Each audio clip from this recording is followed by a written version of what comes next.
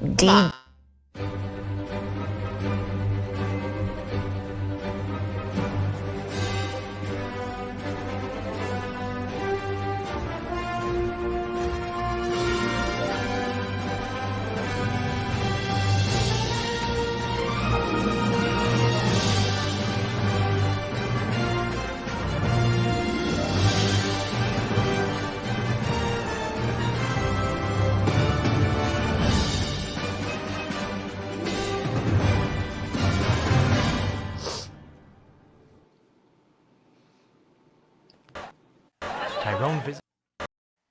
That is correct, folks.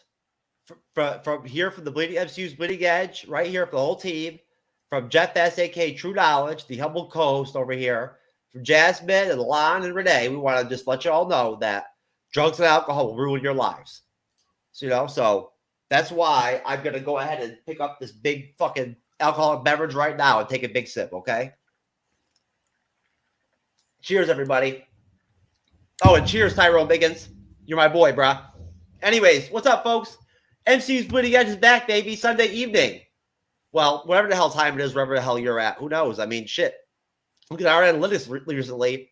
We actually have a lot of fans in India and like Southeast Asia, believe it or not. What a surprise, right? A lot of MCU fans over there. There are. Yeah, namaste. I mean, hey, we had our first Indian person on the show as a guest recently on the Willow show. So, and he was very interesting. Cool. Either way, we're back again after we had our little Phase 4, shit show last Sunday. That was actually very interesting. We had a really good discussion. We're short Nico this week, but we got Jazz back. She's on the team. And we've got some possible secret guests that may be popping on throughout the show. You never know. I sent some random links out and shit. So we might get a Kraken off the street that might pop up. A prostitute. You never know. We'll have to see what happens. But either way, Jasmine, thank you very much for deciding to pop on with us and everything and filling in that spot for us. We really appreciate it. No problem. You are, as usual, a wonderful guest and a wonderful friend and a lovely lady. Oh, she's got red on that one. Oh, boy. Alon, what's up, brother? How you doing, man? Hey, man, I'm doing good. How are you? Hey, you know what, man? I'm doing better. I'm doing better now that I'm here with my good friends and my good people over here in the MCU fandom, getting after it.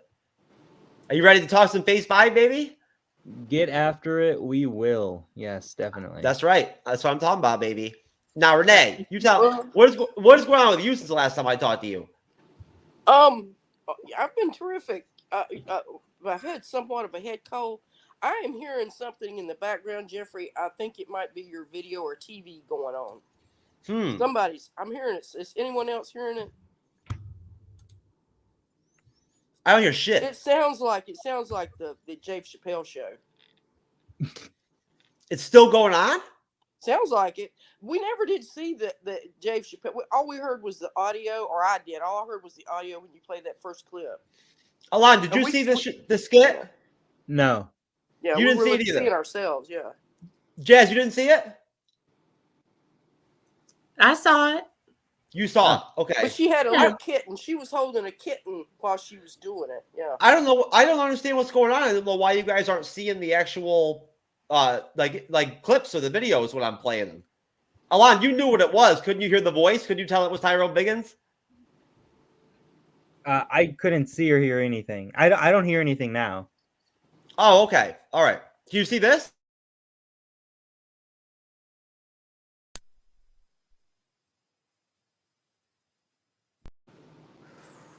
There you go, folks. Chloe's out once again, baby. Too. She's actually a really good director. Hey, she's my hero, baby. Mm-hmm. Yep, there you go. Got an Oscar. There you go. There she is, Alon.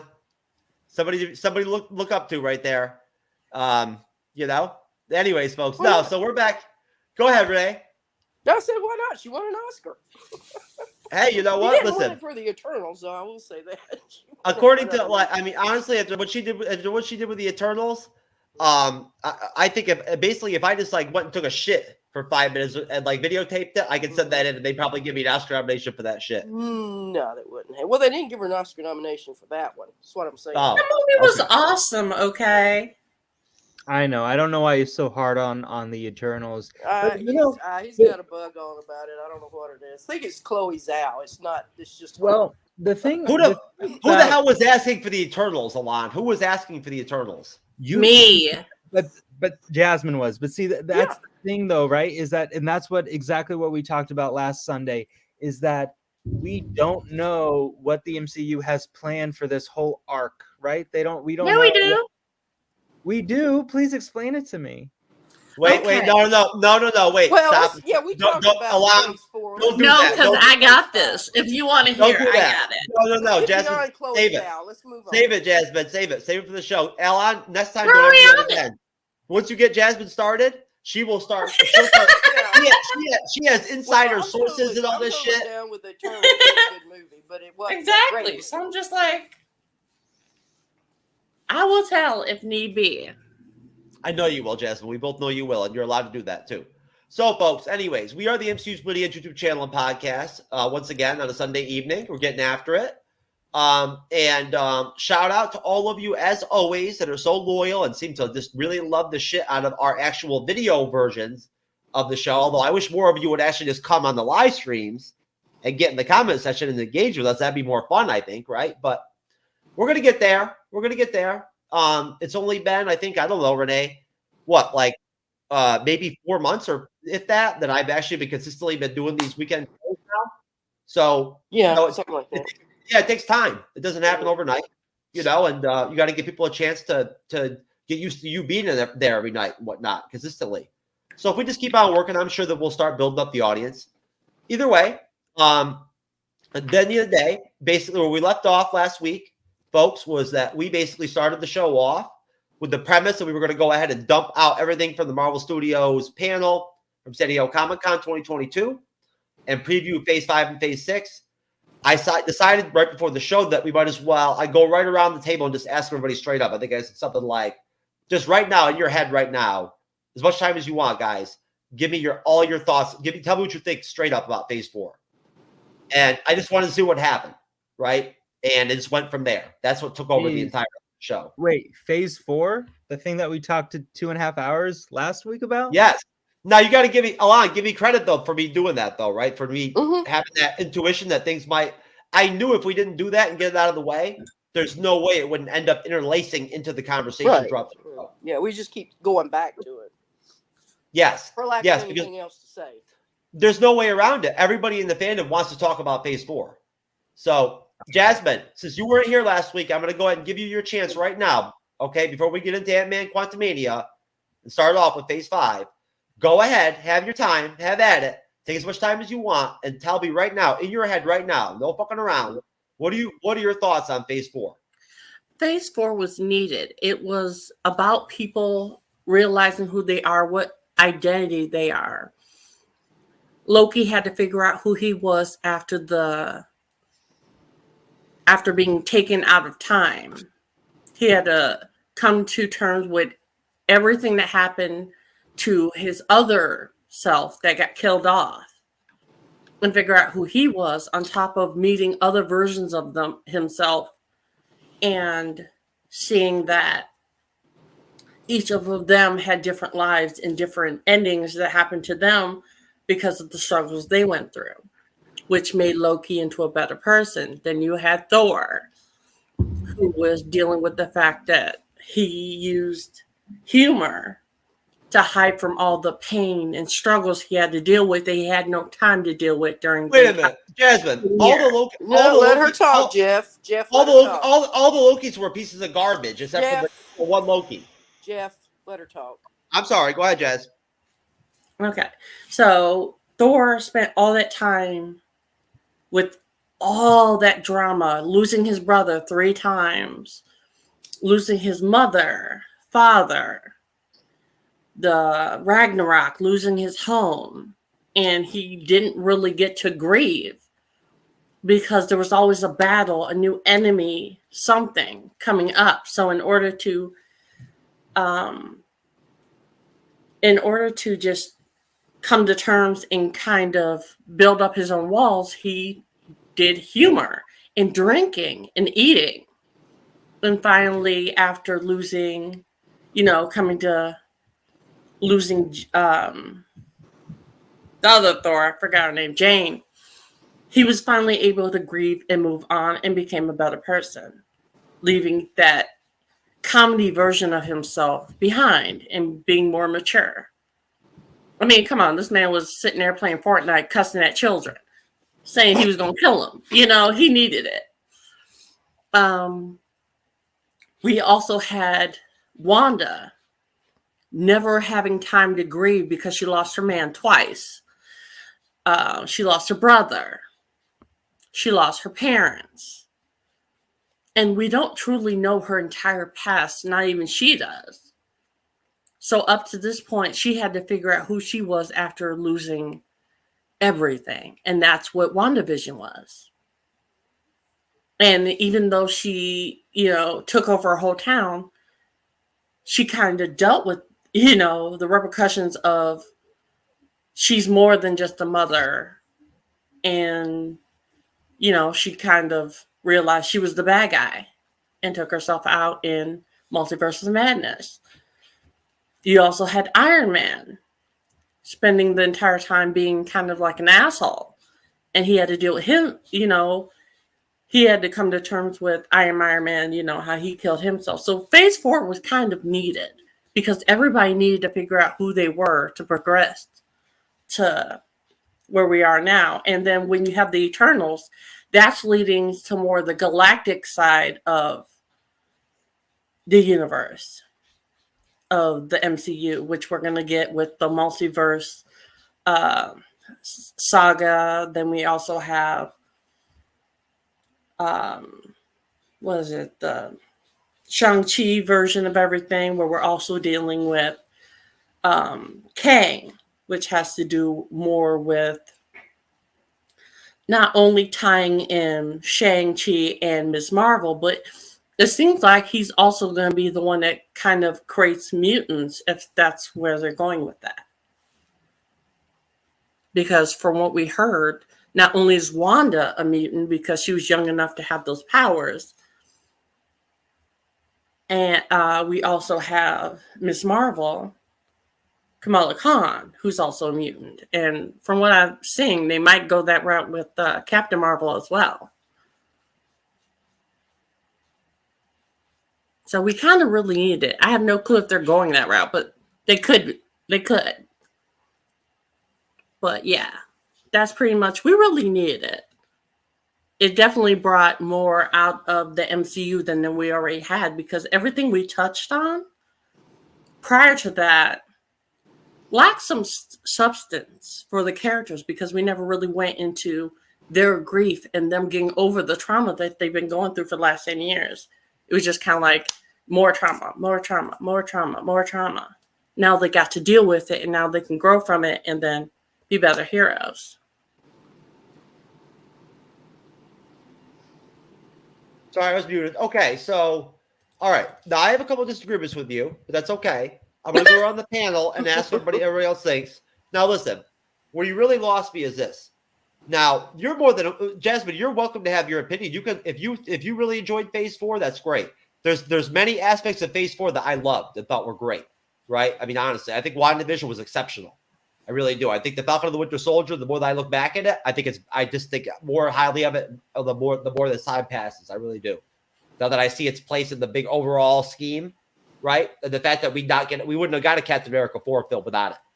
At that point, hey, that makes it very important to me. But basically, Jasmine, now, what did you say something about? We didn't have real characters? Character development. We didn't have character development across the first 3 phases of the MCU. No, the first 10 years, they didn't have time to actually really over a decade dive into them. Over that decade, it was more about building up to Thanos. Wait a minute. Strongly disagree with you here. Well, I'm saying when it comes to grieving, we didn't have time for each character to grieve. They were kind of just getting more trauma. Right. We never got Jasmine. Yeah, that's what deal with that.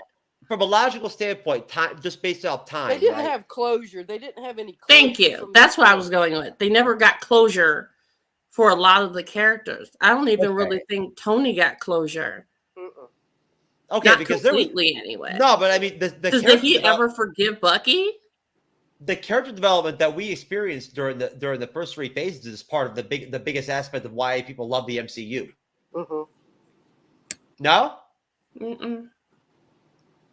Okay, Well, I Alana, would you go agree ahead. with you. I would agree with you, Jeff. I think I'm split between both of you because there was a lot of characters, particularly with Tony Stark. I mean, with his character. I mean, really, just from the jump, he has begun to develop. But I think what happened with the whole Thanos, because the Endgame it ended Thanos, we won. You know, we got everybody back. And then we didn't get to see the grieving process. And we really haven't, I don't think, developed it even. Hopefully they'll do even more in Phase 5. Because I think that's a very important element. But, yeah, I would agree with Jeff that, there was a lot of good character development in the stories. But then Phase 4 came along and has kind of reconfigured a lot of it to set us up for Phase 5. But I think we're talking about two different things, right? Like what Jasmine is talking about is different from what Jeff is talking about. And I think the way we have to look at it is like at first, Jasmine, when you said that, I strongly disagreed with you. But more as you explained yourself, I see what you mean by like, as far as like these comic book movies are fun, right? Like we're watching them and we're enjoying them, and you could enjoy them at like a face value of like the CGI is cool, the action is cool, the fights are cool, etc., right? But then it's like, what effect does fight after fight after fight have with these characters? Correct? Thank you. Okay. That's what I mean. Yeah. So if when Jeff and Renee and I talk about character development, I think we're talking about more like Tony Stark started as like a really self-centered narcissistic dude, and then he became literally self-sacrificing to the end, right?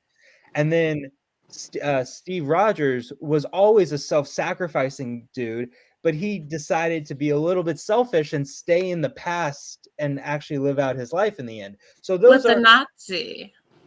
And he's Jewish. It makes no sense. Wait a minute. Steve Rogers. Wait a minute. Wait. Steve Rogers is not Jewish. Steve Rogers is not Jewish. Yes, he is. In the comics, he's Jewish. He's not Jewish. He's not Jewish. He is in the comics. He is a Jew. He was written. Where do you get this by from? A Jewish person? He is Jewish. That's why people were so mad. A lot of Marvel's writers were Jewish. Captain America, Steve Rogers is not a Jew. His first issue that literally he hit Hitler in the face. He is a Jewish character. What the fuck? Wait a minute. You can fight Nazis without being a Jew. No. He was literally written to be Jewish back when they first wrote him. What the fuck are you talking about? Are you kidding me? They did. I can literally look it up. Google it. Can I speak? Thank you. This is insane. Go ahead, Rick. I don't know what he was in the comic canon. In this particular movie, in this particular saga strip, there's been no indication whatsoever that Steve Rogers is Jewish or was raised by Jews or anything like that. There's a lot of Jewish erasure in the MCU, for sure. It's incorrect to make that assumption. At some point, if they say, "Hey, Steve Rogers was Jewish," then we can say he was Jewish. But until then, I still would back to a Nazi. That is not how World War II worked. She's a Nazi, though. It's still messed up. Wait, who's a Nazi? Okay, it wasn't the Jews that fought the Nazis. It wasn't the Jews that fought the Nazis. Peggy Carter, Kevin Feige said in an interview, and you can look it up, that Peggy Carter is a combination of what's her name? Sympathy. God damn it, I can't say it. God damn it. Glass. Her last name's Glass. She is a Nazi character who's a double agent for S.H.I.E.L.D. and for Hydra. And then she's also Peggy Carter. And she's has more traits from the Nazi character than she does Peggy, but she is a combination of both of them, making her a Nazi. But you're bringing in that's why people don't like her.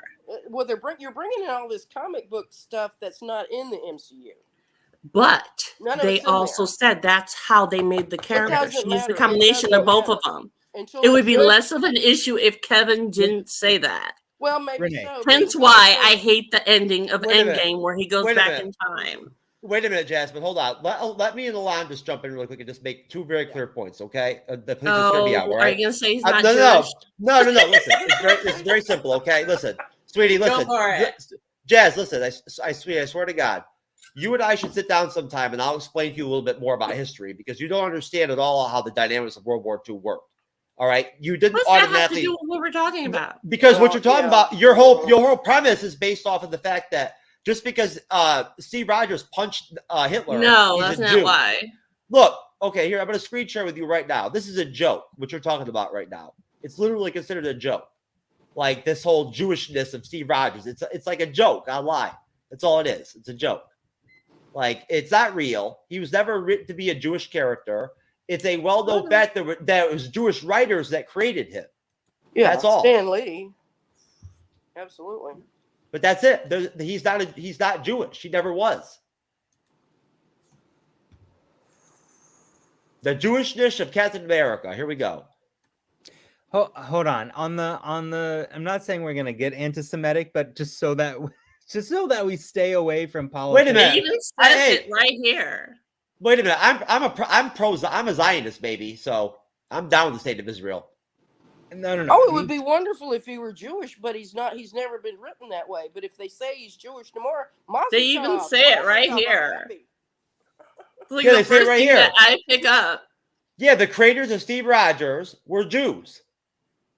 It says right here. It says that Jack was Kirby Irish. and Joe Simon, the creators of Steve Rogers. Steve Rogers was a Christian of Irish descent. He was not a Jew. He's a character, Jasmine. He's not reflective of anybody. You know.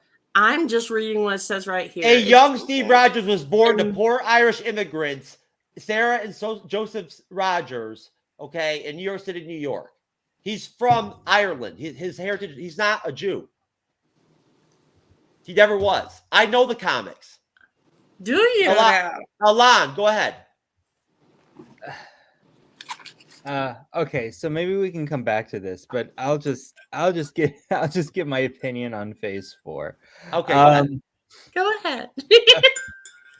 Okay, I'm just dodging bullets here.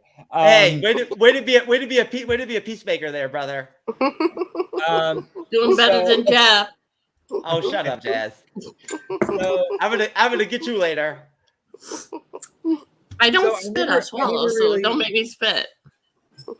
I never really thought about Phase 4 as like almost like grief counseling for all these characters, right? It's kind of like what Jasmine brought up, and I think looking at that way is interesting, and I think that's what's really cool about these films is that it can bring a lot of perspective from different people, and it can bring you to like a lot of discussion, and it can't be interpreted just one way, right?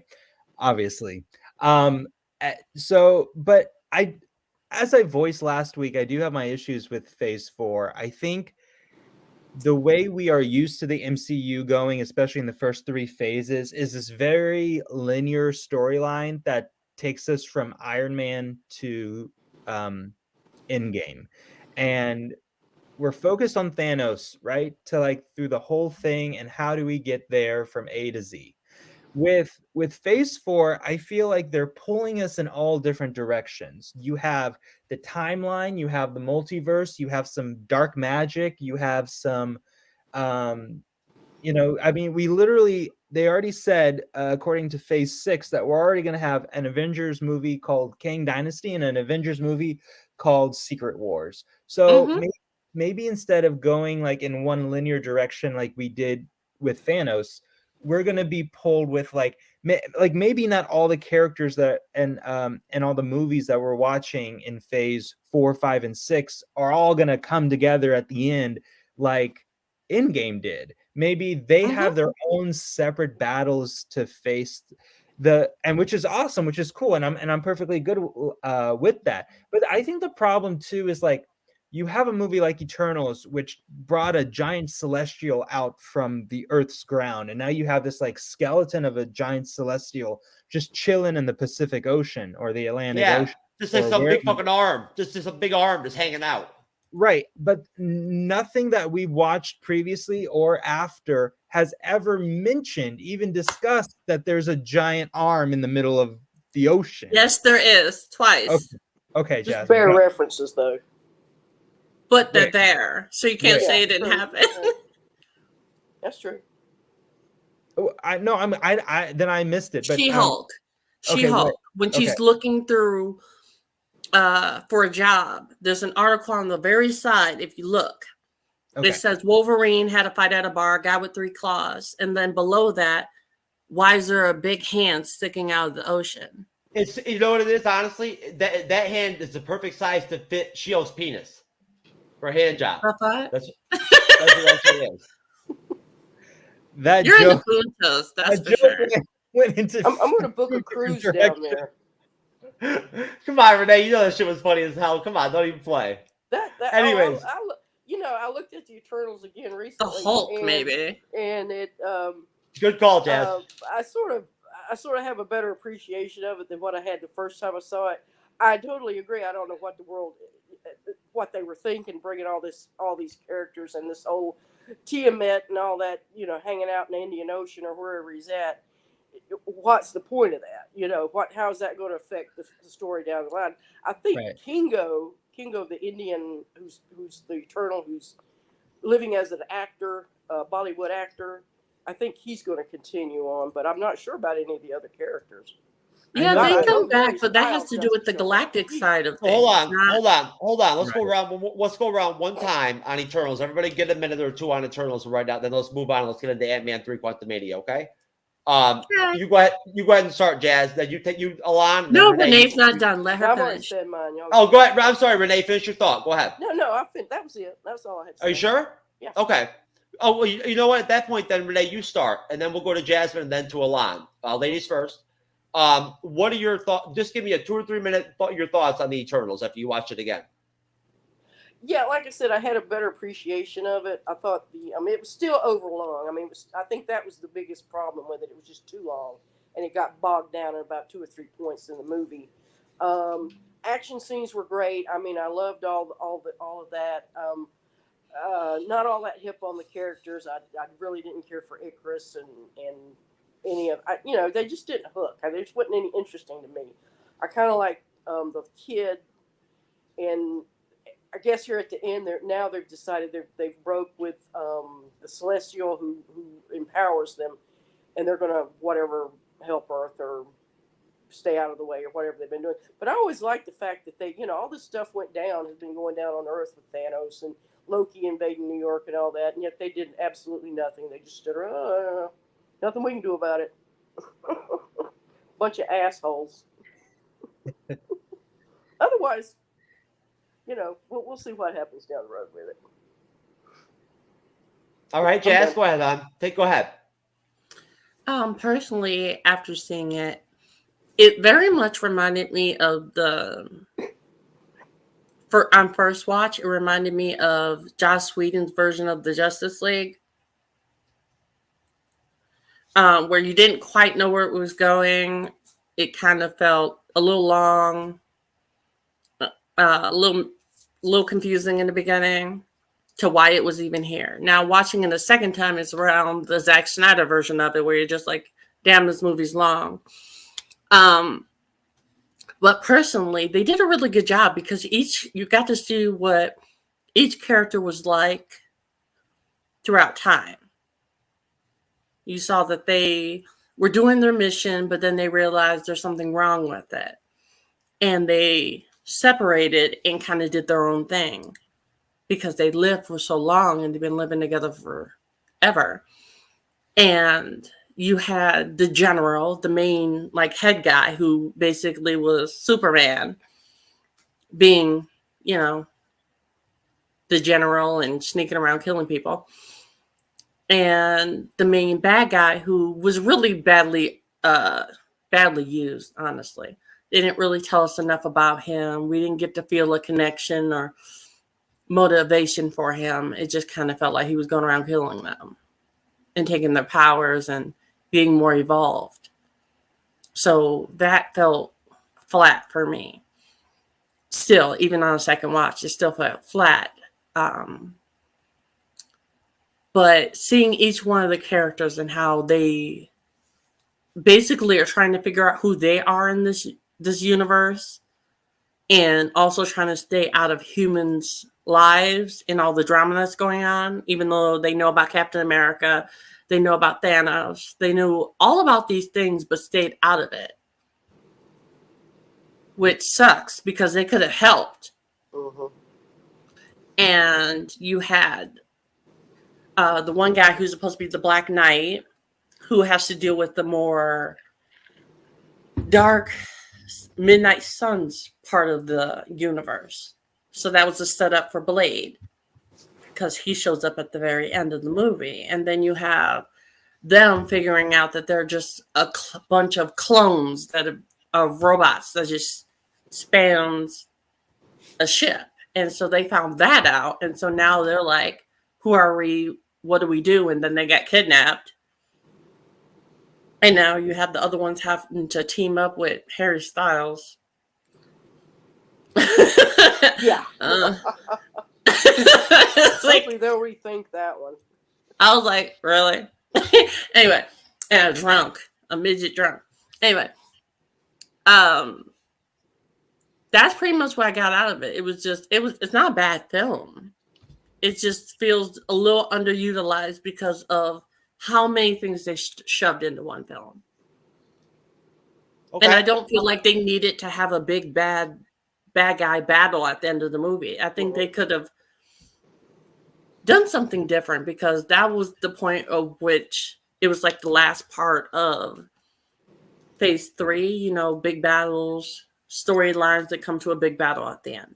Yeah. Because after that, we started breaking away from that. We got WandaVision and the rest of them that were self-told stories that introduced us to the main character. More about them, development, trauma, stuff like that. Because that's what we got with Miss Marvel. I think that's kind of what they should have done with it. WandaVision still had a big CGI battle at the end. Yeah. Really? Because he just talked to himself. There was a lot of talking. Yeah. There was a lot of talking. Between Agatha and Wanda. They were talking a lot, though. I mean, the battle was kind of a battle. It wasn't really a battle until that very end. And even at that, there was a lot. She talked. No, there's a lot of action. No, the one scene with Agatha and Wanda going back and forth and everything and whatnot lasts for like a good 15 minutes, 20 minutes. It's pretty long. I know, but it's still. But there was a lot of dialogue in that action sequence. Yes. Thank you. That's what I mean. The Vision and White Vision conflict was short. It was intense, but it was short. It was. Yeah. Because they cut a lot out, though, because of... Well, they were supposed to be 10 episodes, and they cut a lot out.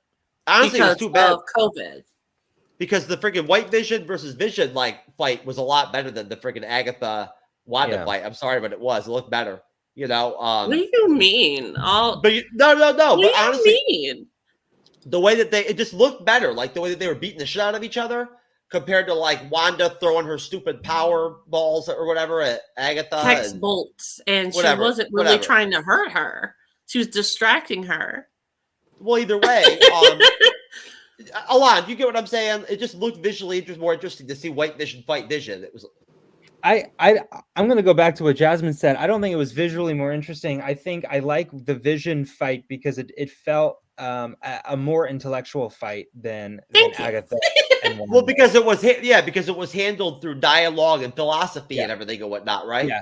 I felt like if you were to look at it, the White Vision versus Vision fight was handled through dialogue and philosophy and kind of outsmarting each other. And then the Wanda Agatha fight was handled through more, even though it is heavy in dialogue, visually appealing. Visually. Yes. So my thoughts on Eternals, right? Okay. So I think the movie is too long. However, I felt like the movie was kind of set in a way that it's kind of like Guardians of the Galaxy, right? It introduced us to an ensemble of characters all at once. So it wanted to make sure that we knew who each person was, even though half of them, or more than half of them, didn't make it to the end of the movie. But I think what it was trying to do is a little bit more lore, right? It was trying to explain to you a lot, too much in my opinion, right? And I think what it did is it wanted to introduce you to the whole concept of celestials, because obviously those are going to be playing a bigger part in the MCU down the line. And so in order to explain to you who the Eternals are, not just as a concept but individually, then to explain to you who these Celestials are, not just as a concept but like as this, as individually, and then explaining to you, oh, the reasoning that they couldn't help with the previous battles is because of this and this and this, which kind of sounds like a bunch of bullshit to me. Thank you. What they were trying to do is they were trying to fit.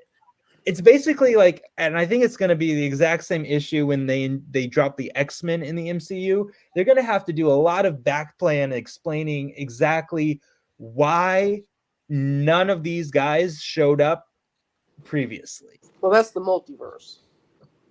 But making the No.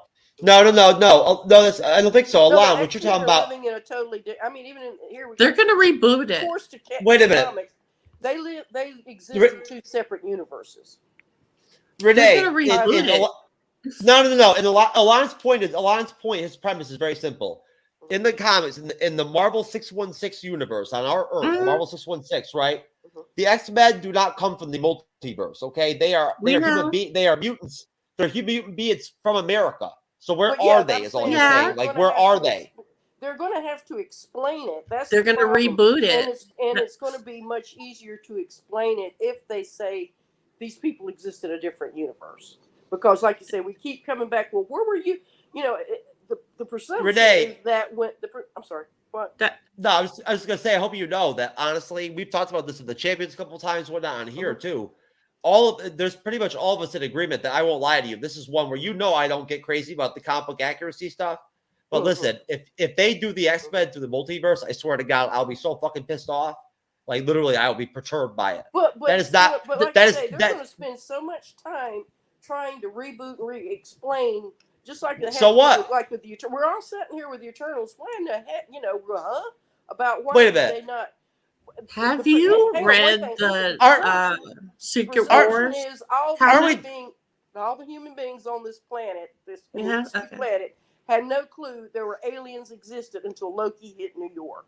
They sort of knew about the guys, the Nazis, and not the Hydra and all that, and some of the wild experiments they had that going on. They didn't know about when the Korean scroll thing went on. That was kept secret from the people, So that's what we're dealing with. So if all these mutants and everything have been existing and doing all these exploits, and like Wolverine, he's way on back in Civil War era. It's like, okay, well, how come we didn't know that the people living on Earth, the regular people, didn't know any of this stuff was going on? I don't believe. Hold on. Let me get in there. Then let Alon jump in, and then you jump in, Jasmine. Okay. All I want to say is this. All right. We're talking about Marvel Studios here, okay? And Kevin Feige. All right.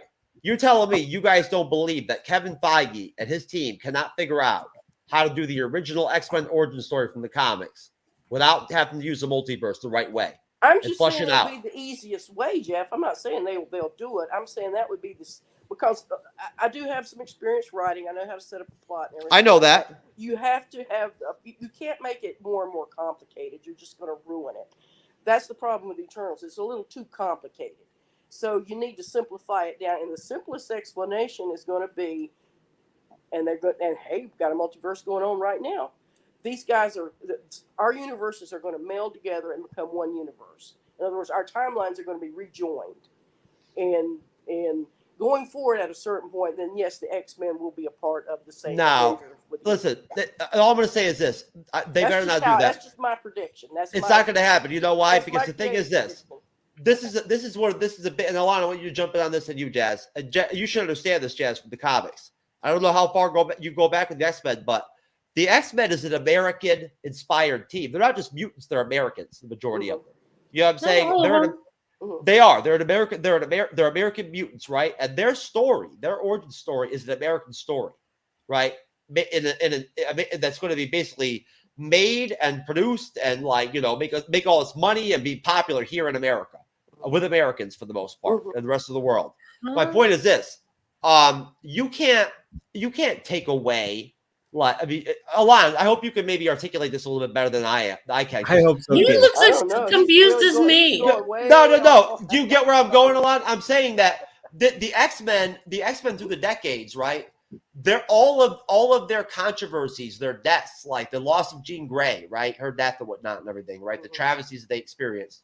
All the different characters that popped up, Colossus, Nightcrawler, Rogue, all that and everything. At the end of the day, right? All of that, when it boils down to it, those characters are intertwined with certain states, like Louisiana, Rogue with Louisiana, Sure. Wolverine with Canada. You know what I'm saying? Like, Well, those things still exist in the multiverse. They're going to be multiple. Duh, like the fuck. Alon, save me, brother, save me. I mean, look, you have Magneto, who's German Jewish, and then you have, I'm pretty sure Nightcrawler is like Czechoslovakian or something, right? So you have I think Nightcrawler is a German too. Maybe.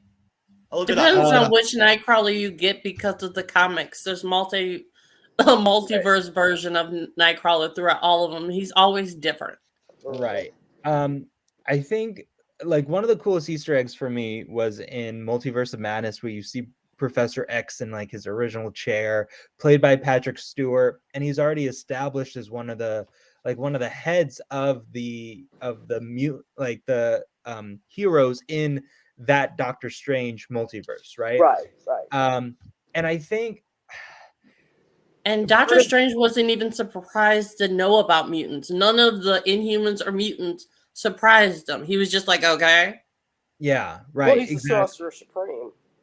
He knows, exactly. He knows so, the Sorcerer Supreme would know more about things about. Well, the best bet is they're just hidden. I'm talking here. I hate to interrupt, but I keep talking about how are you going to explain it to the average person who's on the streets of New York that there all these X-Men have been living out there all this time and doing all these exploits, and hey, they did something with Nixon. I don't remember. There were mutants with. I didn't know that there were mutants with Nixon and stuff like that. So I mean, how are you going to explain that? That's well. Listen, what I want to know is, hey, how can you explain why fucking the Predator and the Power Rangers were in goddamn Wakanda forever? All right, that's what I want to know. And come on, we'll just not talk about Wakanda Forever. I still haven't seen it. Anyway, how do you? I don't want to know. How do you hire? How do you? I don't want to know. The Predator don't team up, baby. The Predator's a solo player. I don't want to know. Okay. Chill out, everyone. Okay, so here's what we'll do. Yes, Alon, Nightcrawler's from Germany. Okay. Yay. Not American. So Whistledorf. So, okay, personally, yes, it would suck if they brought in X-Men through the multiverse. I agree with Renee that is probably how they're going to do it because it's to explain it.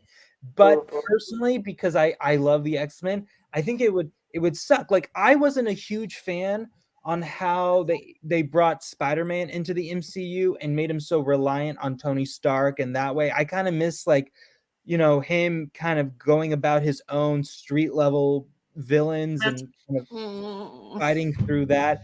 I know in some comic books that no, Jeff, stop. Wait until your turn.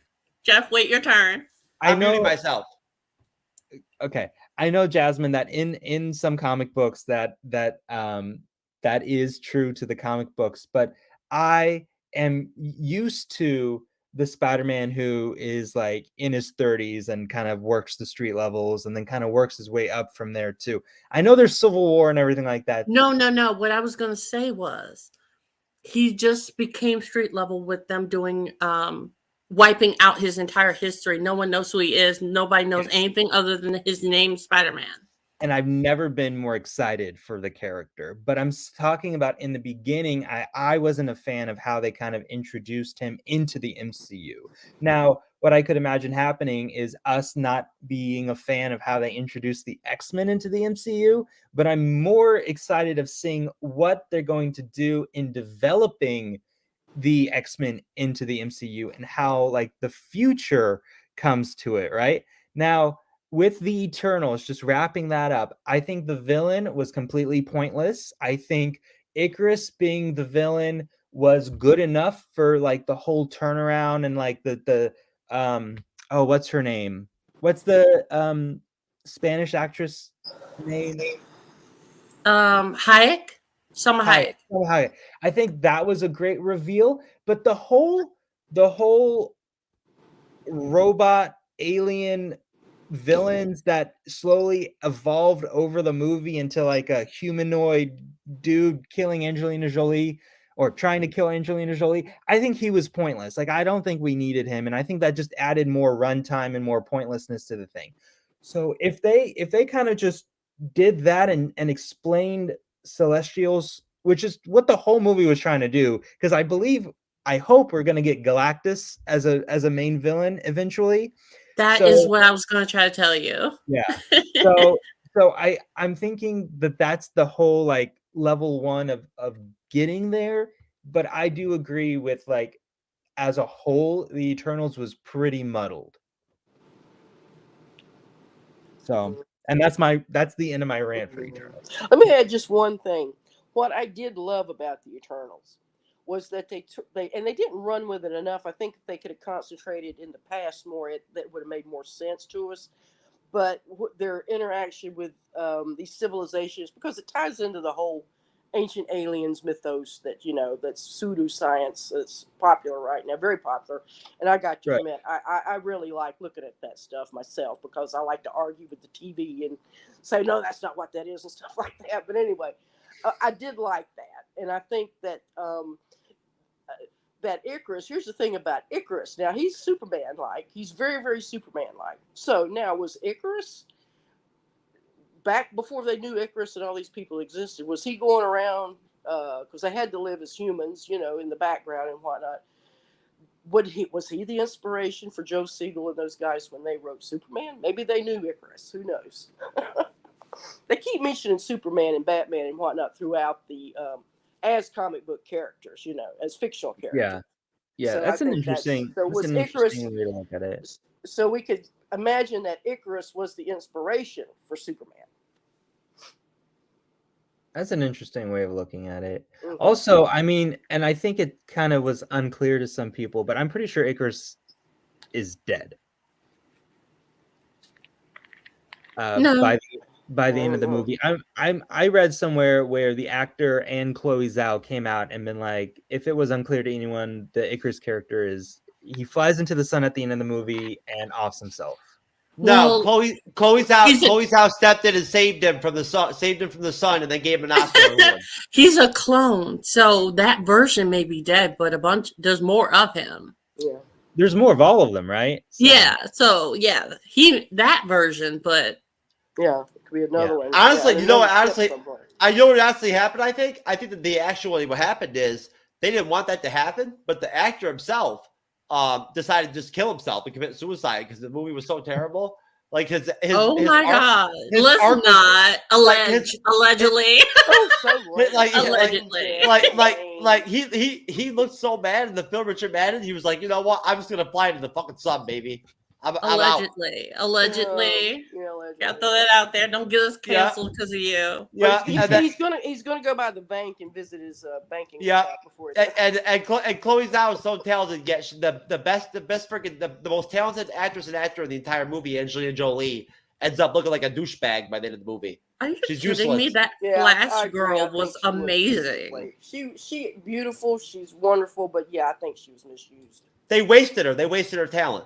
Angelina was fine. She did what she had to do. What do you mean she did what she had to do? She was the best actress and actress out of all of them. she got paid there and got a check. She did what she had to do. But she got paid more money than anybody else out of the entire cast. She got paid for a lip. Icarus sabotaged her mentally. If you don't notice that. Alam, would you agree with me? I guarantee you Angelina got paid more money than any of the other actors and actresses. Duh. Probably. I mean, probably, but it's like it's an easy paycheck for her, right? She wasn't the main character in the movie. Gemma Chan was in her whole her playing Cersei's, right? She came out as the main character, and I think that was another cool thing about Eternals is that you're so used to looking at like the middle-aged white guy as being like the main character. So in your mind, when you're watching it, you're kind of following Icarus and his story. But when you kind of think more, and this is kind of like what it turns out into the end, is that really Cersei's was the main character from beginning to end. Yeah, and I think that was a pretty cool thing they did. So. You know who should have been the main character? Hey guys, it's me, Jasmine again. So I've been having this problem. I'm on this dating app. It's called Hinge. I don't know if any of you are on it. I know it's like kind of hard to believe that I'm still single, but I am. Anyways, I'm on this dating app, and all of these guys are trying to go out with me. And it's like, can be really overwhelming sometimes, because I'm like, I'm just one person and I only have like 7 nights a week, you know? And it's just like, all these people want to take me out, but like, I can't like go out with all of them because I just don't have the time. Like, there's only, like, what am I supposed to do? Double up? I could try, but like, anyways, it's like a lot of pressure. So I don't know if anyone else is like struggling with this, or if someone like has advice on what to do, but I would like really appreciate it. I've got it for you, honey. Here's your advice. Jeff, go ahead, Renee. Jeff, you look adorable in wig and makeup and you didn't know? Oh, you didn't know? You didn't know? Oh, you didn't know you didn't know when I got makeup up and when I got femmed up and whatnot. Right off the bat, that was okay. Dang. Yep. For those of you who don't know, that was Jeff's daughter from a different multiverse. So. You son of a bitch. You son of a bitch, Elon. You know what? Not. Listen, I'm telling you, Renee. I'm telling you. You got this. I hope Alon sticks around as long as he can with us, because I'm telling you, I love watching his humor evolve and his ball busting evolve. I don't think he gets to do much like joking and ball busting on his pod. You know what I'm saying? And so I think he's enjoying the opportunity. Are you enjoying that, Alon? The freedom?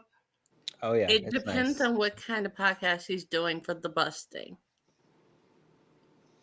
Well, I believe the reaction. I believe, Jazz. I believe that Alon's co-host and him's podcast is like PG-13, right, Alon?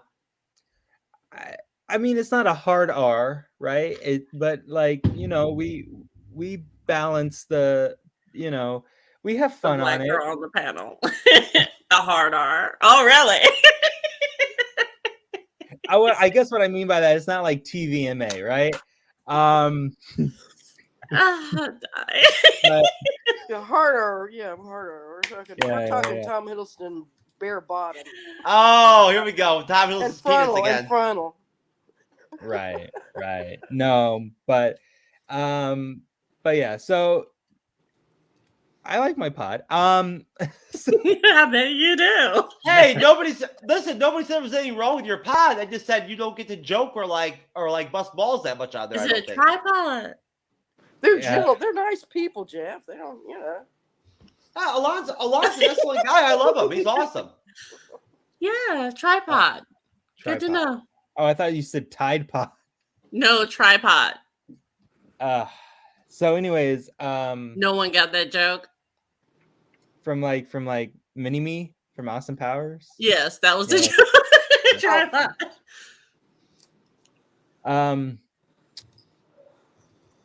I don't know what I was gonna say. Okay. Hey, let's jump into Phase 5. Next question, Jeff. What's our next Phase 5 question? Okay, here we go. Oh wait, I wanted to say something about the mutants. Oh, wait a minute. No. Let's move on. No. Everybody else got to. Rude. No. Let's come on. Let's move on. Let's 8 o'clock. Rude. Yes. So come on. rude. Look. We've got less than an hour left. Okay, and then me and Jasmine need to take our break, and then we need to do some Band-Aid reactions. So let's stick to Phase 5. Let's get into it. Let's at least get it started. All right, Ant-Man 3: Quantumania now. Since Jasmine's back with us and whatnot, and like we lost Nico and we got Jasmine in, I am going to go ahead just because we don't only have 2 trailers to work with, right? Out of Phase 5, we get Guardians of the Galaxy 3, we've got Ant-Man 3: Quantumania. That's all we got. All right, so I'm going to go ahead and drop the Ant-Man 3: Quantumania trailer.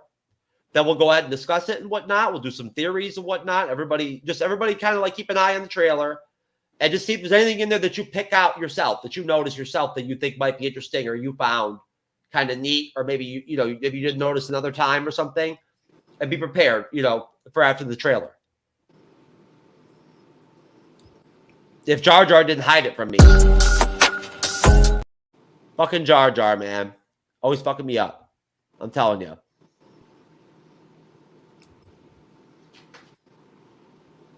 Jar Jar, you son of a bitch.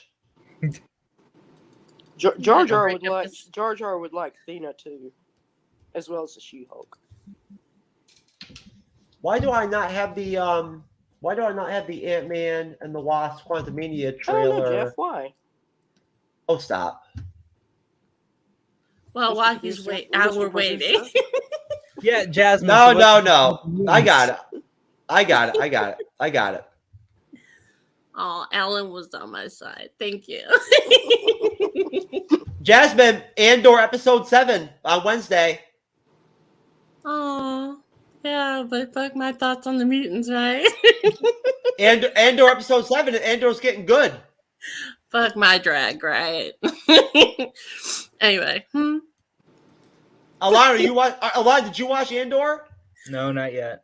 No. Oh, man. I went back and looked at Rogue One again. I hadn't seen it in a while. Oh, I like Rogue One. Mm-hmm. Did you like Rogue One, Renee? Yeah, it's pretty good. I had totally forgotten the whole plot. So, I mean, Well, the only part I really enjoyed the most is seeing Leia. What the mania? Renee, I wouldn't bullshit you. I'm not a Star Wars person at all. If I didn't like Andor at all, I'd tell you. Andor is really good. It is. Yeah, I'm probably gonna check it out. Yeah, it's really good. My bae. They killed everybody in the fucking episode 6 in the heist or whatever. They killed everybody. My bae. Spoiler. I didn't spoil anything. He just. Hey, so can we talk over this, or you want us to be quiet? Yeah, I think we can talk over it. Hit it, Jeff. Hit it. A lot of questions. Scott, you're at ex-con. How are you an Avenger? That doesn't make sense. But everywhere I go, people tell me the same thing. Thank you, Spider-Man.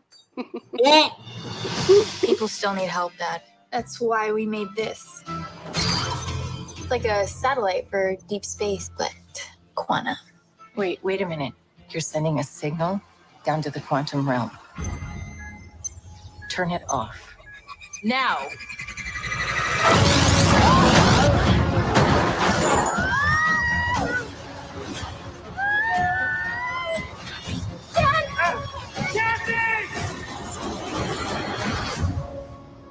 He can't hold on to nothing.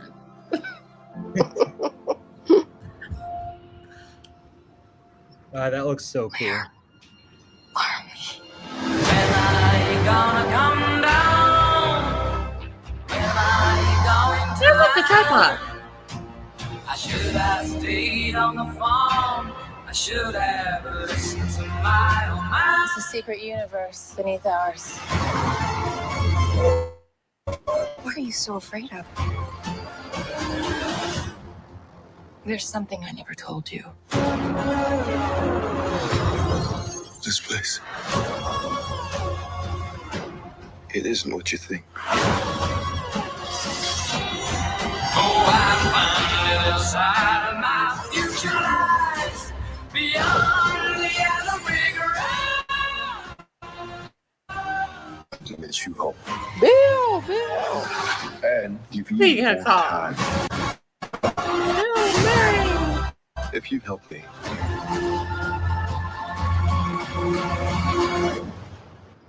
So, what's it gonna be? Batman.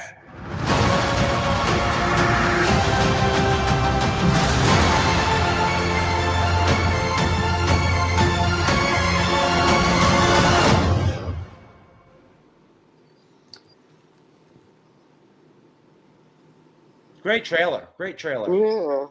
I hate to be a downer, but just as that thing was going on, my iPhone gave me a message says Disney Plus is raising its subscription price to $10.99 per month starting December the 17th. I don't care. It's just another bill. Right in the middle of that. Right in the middle of that. Isn't it interesting that you got that? I just got one. Yesterday. I got one from I got a text message, or no, I got an email from Hulu, letting me know that I guess my free service or whatever with Hulu through Verizon's over, and now I have to pay. I have to actually pay through Verizon or negotiate with Verizon or whatever on like paying for it and whatnot. Yeah, that kind of sucks. The I was price enjoying that. entertainment. I have a bundle. I don't even give a damn. I'm gonna have to take something off to kill one. Girl, just get the bundle because I have Hulu, Disney Plus, and ESPN all.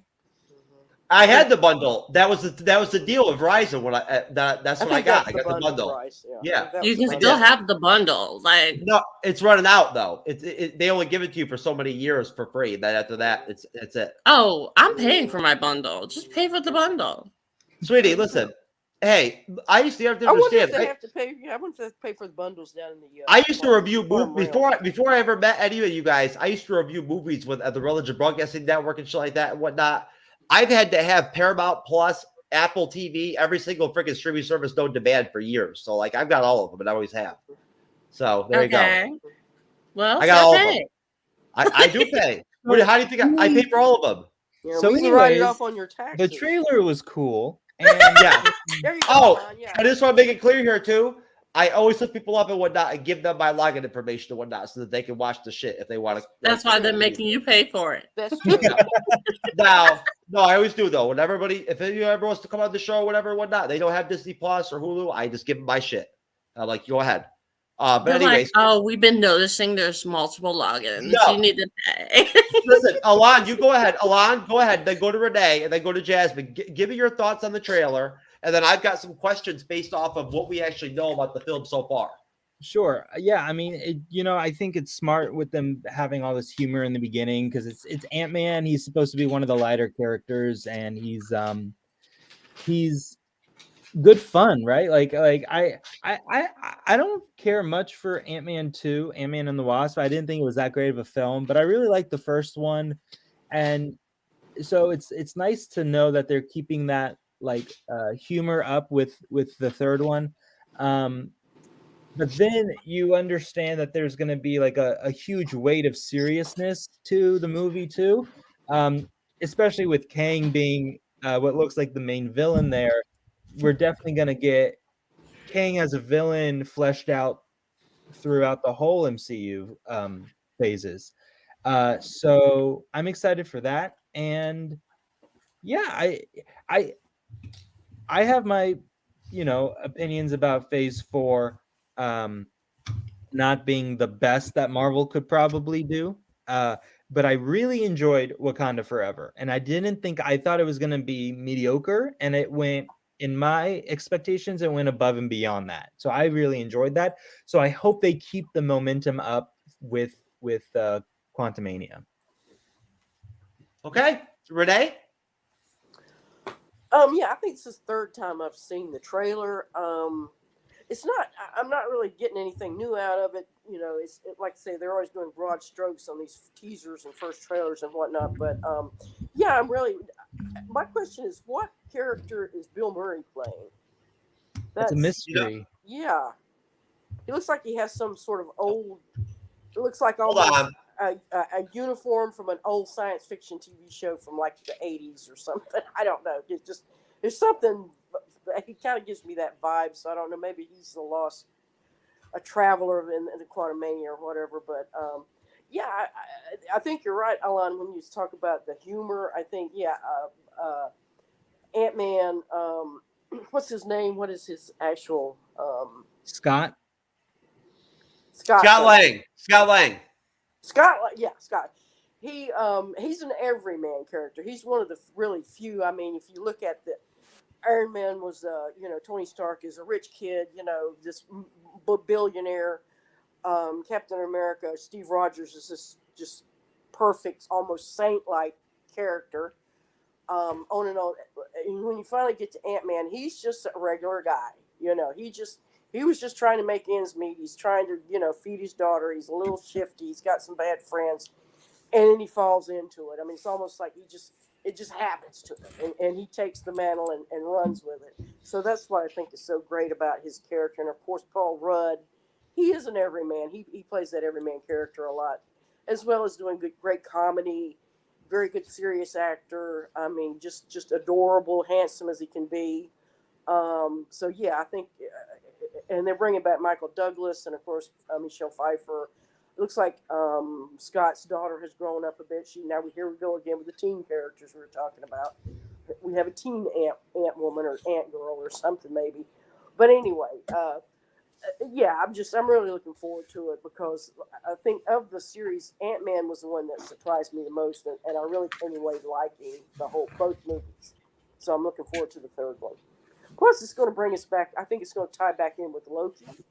We've got Kang here. We don't know how the TVA itself may be related to the quantum realm because Kang is the we don't know which version of Kang this is. Yeah, we don't know which.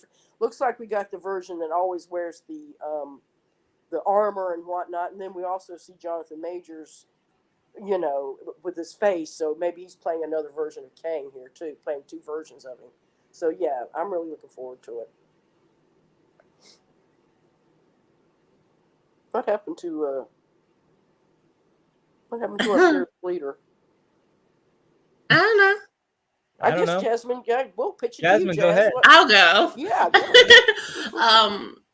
I think it's going to be great. It definitely looks like they're trying to tie in Miss Marvel's rings and the 10 rings, because if you look at the kind of braille design over Kang's devices, it definitely looks like the 10 rings. Okay. And a little bit of the writing that's on Kamala Khan's bracelet. Yeah. So I do see that. I think they're going to do some hinting to that, because they did say that it just came from, it's not Kree, but a Kree person was wearing it. Mm-hmm. And it's the same, crypt or whatever that they got the 10 rings from. So that's what I think. That'd be cool.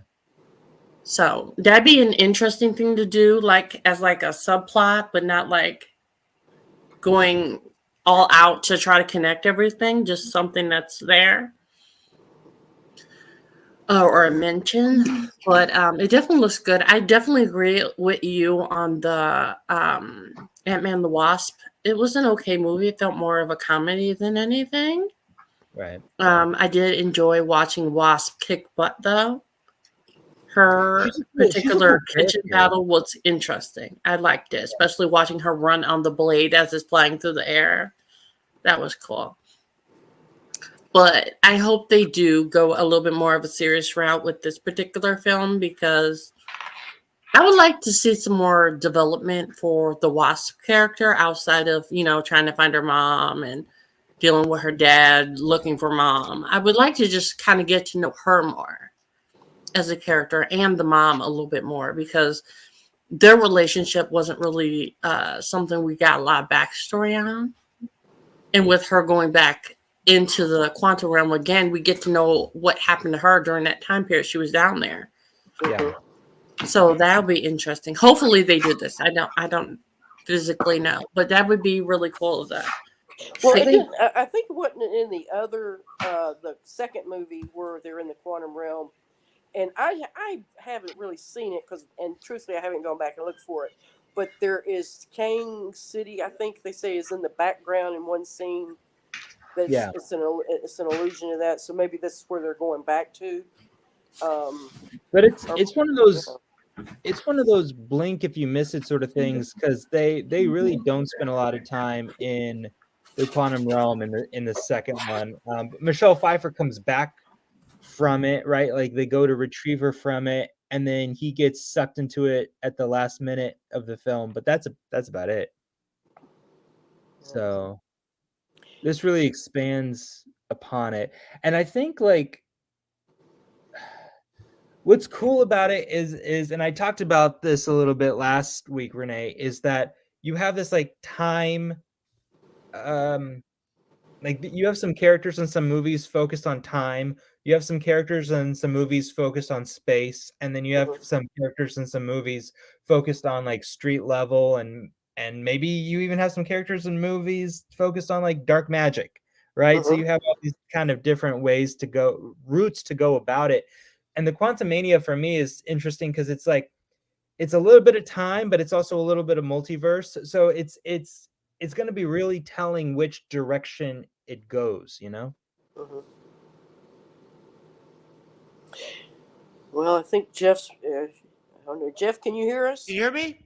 Oh, yeah, we can hear you. We don't see you. I'm here. I'm just trying to figure out my camera. I'm here. Okay, well, we can hear you. Yeah, we've been carrying on. Excellent. I really appreciate that. Thank you. Yeah, I'm trying to think of what else? What else, guys, did you see in? I think somebody says Bill Murray is playing Krylar from the Marvel Comics. Now, who is Krylar? Can someone tell me about him? Oops. Wow. And we lost Alon.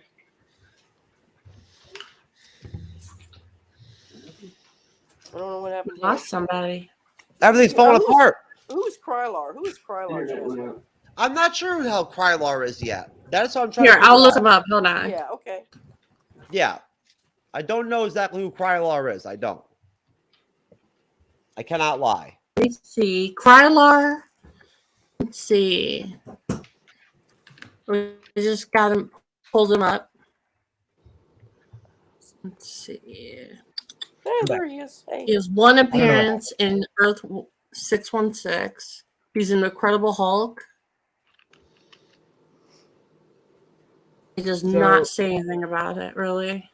So he's a scientist. He's a scientist that deals with a machine that like brings out your worst fear, and he lives in like the little micro quantum thing. So from what I gather is he's definitely a villain, but it's Bill Murray playing a villain is kind of interesting because he's such a non-villainous actor, so that could be cool.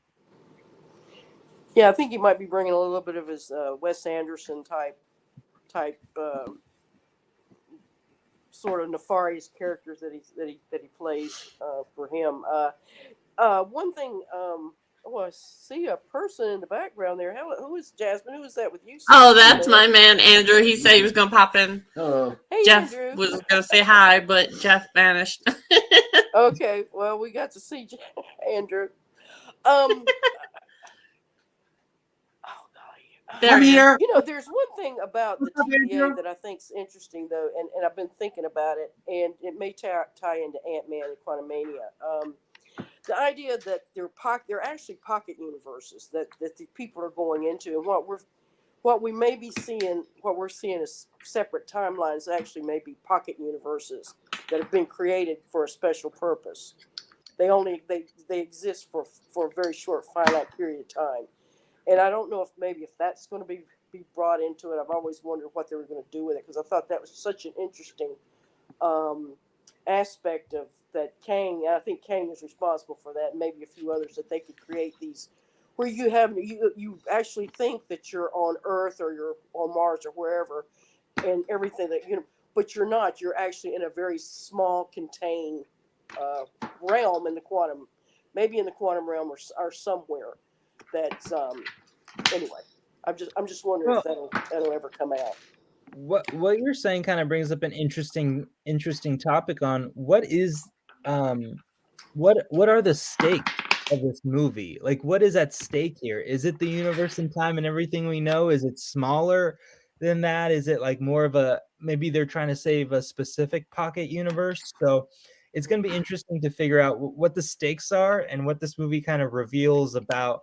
I feel like Phase 4 was all about the reveal, right? And they went away about it, but it's like what we think we know, and then it diverts it to like, oh, it just brings it to a whole nother thing. Well, Loki and WandaVision were happening at the same time. So that moment where Wanda becomes the Scarlet Witch is that same moment with Loki and Sylvie and the old Kang who died. Right. When he said that he felt now something has changed. He has no clue what's going to happen next. Was because the Scarlet Witch was finally created.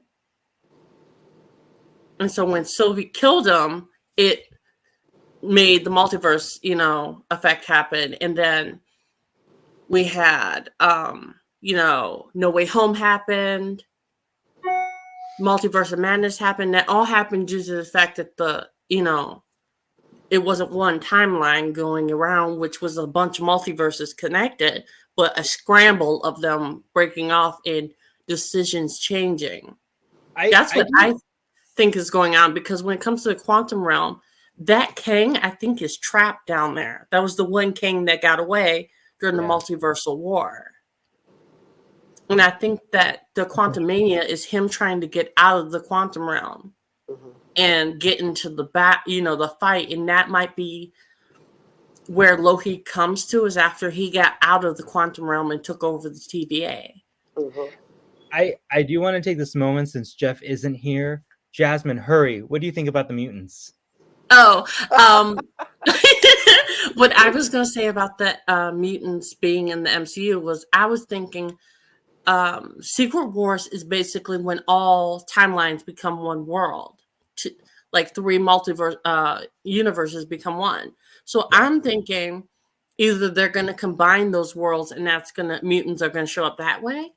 But we already have mutants, because we have, I was going to call him Aquaman, Namor. Kamala Khan. He's a mutant. Ms. Marvel's a mutant. So they're here. Our best bet is they're working incognito, or we're in a post No More Mutant world. Because there are some mutants that aren't affected by that particular Wanda Maximoff thing. Because if you notice, Wanda has a lot of memories not there, and like they're scrambled in her head. Right. We saw that in WandaVision, so maybe that's what's going on. She doesn't know it's a No More Mutants thing. Maybe that's where we're going with it.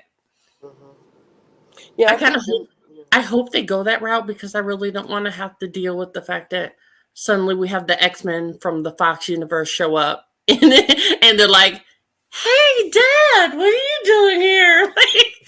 Yeah.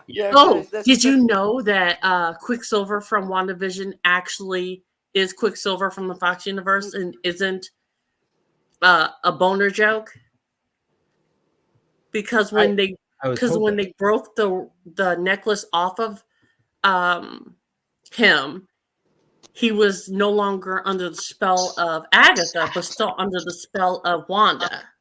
Oh, so we don't even know who he is. So he could be the real.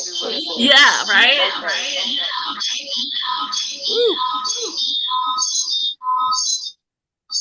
That sounds like a beat. I think Jeff's tuning into the multiverse right now. That's right. That's what I was doing. Realm, and he just emerged back out. What was it like, Jeff? Well, I mean, honestly, compared to being downed by She-Hulk that night, it was actually a lot more pleasant, to be honest with you. I think Jasmine passed away. What happened to Jasmine? Are you okay, Jasmine? Did you miss me? I do now. Oh, you're so sweetheart. You are so sweetheart. Because I got to say my thing about the mutants, so I'm happy now. I know, that was really cute. Alon, I would tell you right now, in my silence, I was enraged, and I was like flipping you off and shit and whatnot the whole time. I was like, fuck you, Alon. Fuck you. Amazing. Oh, but you know what, though? Jeff's back to his watch. Now I went with yeah, here we go. Remember this, Renee? Yeah, this is back after the storm. Jeff lost all his, but God bless this man's heart, how dedicated he is. He did the whole show with his cell phone, but he circled his apartment into his garage, back into his apartment the whole time. So and the gentleman I was on, I've forgotten his name, I apologize.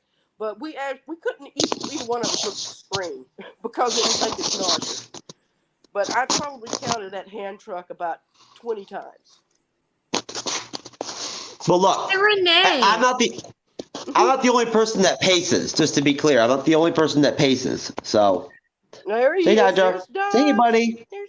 Hey, Dodger. Hey, sweetie. Hey, Renee. I think Is there any way you can turn like your mic up? Because I know I'm not the only one that has to lean forward just so I can hear you a little bit better. Is this a little better? I'm working with an iPad. Did she just get further away from the mic? Is it just me? Is that possible? I'm just right over the thing. Am I too loud or not loud enough? You're too quiet. You're not loud enough. Oh, how's this? Bit better? You sound like a girl that's being muffled by a pillow during sex. Girl, no, that's not. stay up. Honestly, I'm sitting here with speaking. I'm about 4 inches from an iPad microphone, so I don't know. Well, here's the thing. When I'm on my phone, I don't know how to use all the settings on here. So if I was normally on my laptop, I could actually raise her volume on her microphone myself. But in this mode, I don't know how to do it. I don't. I'll talk loud. How's that? I'll talk real loud. There you go. Be like me. Just copy me. All right. So, Jasmine, Alon, will somebody do me a favor? Will you please pull up the basic Wikipedia for Ant-Man 3 Quantumania so we have the names of the actors and actresses that are going to be in the film? Okay, I got you. Because I had that pulled up and whatnot, and that was part of what I wanted to ask you guys and whatnot, the questions I wanted to pertain to you. All right. So, beyond the trailer, right?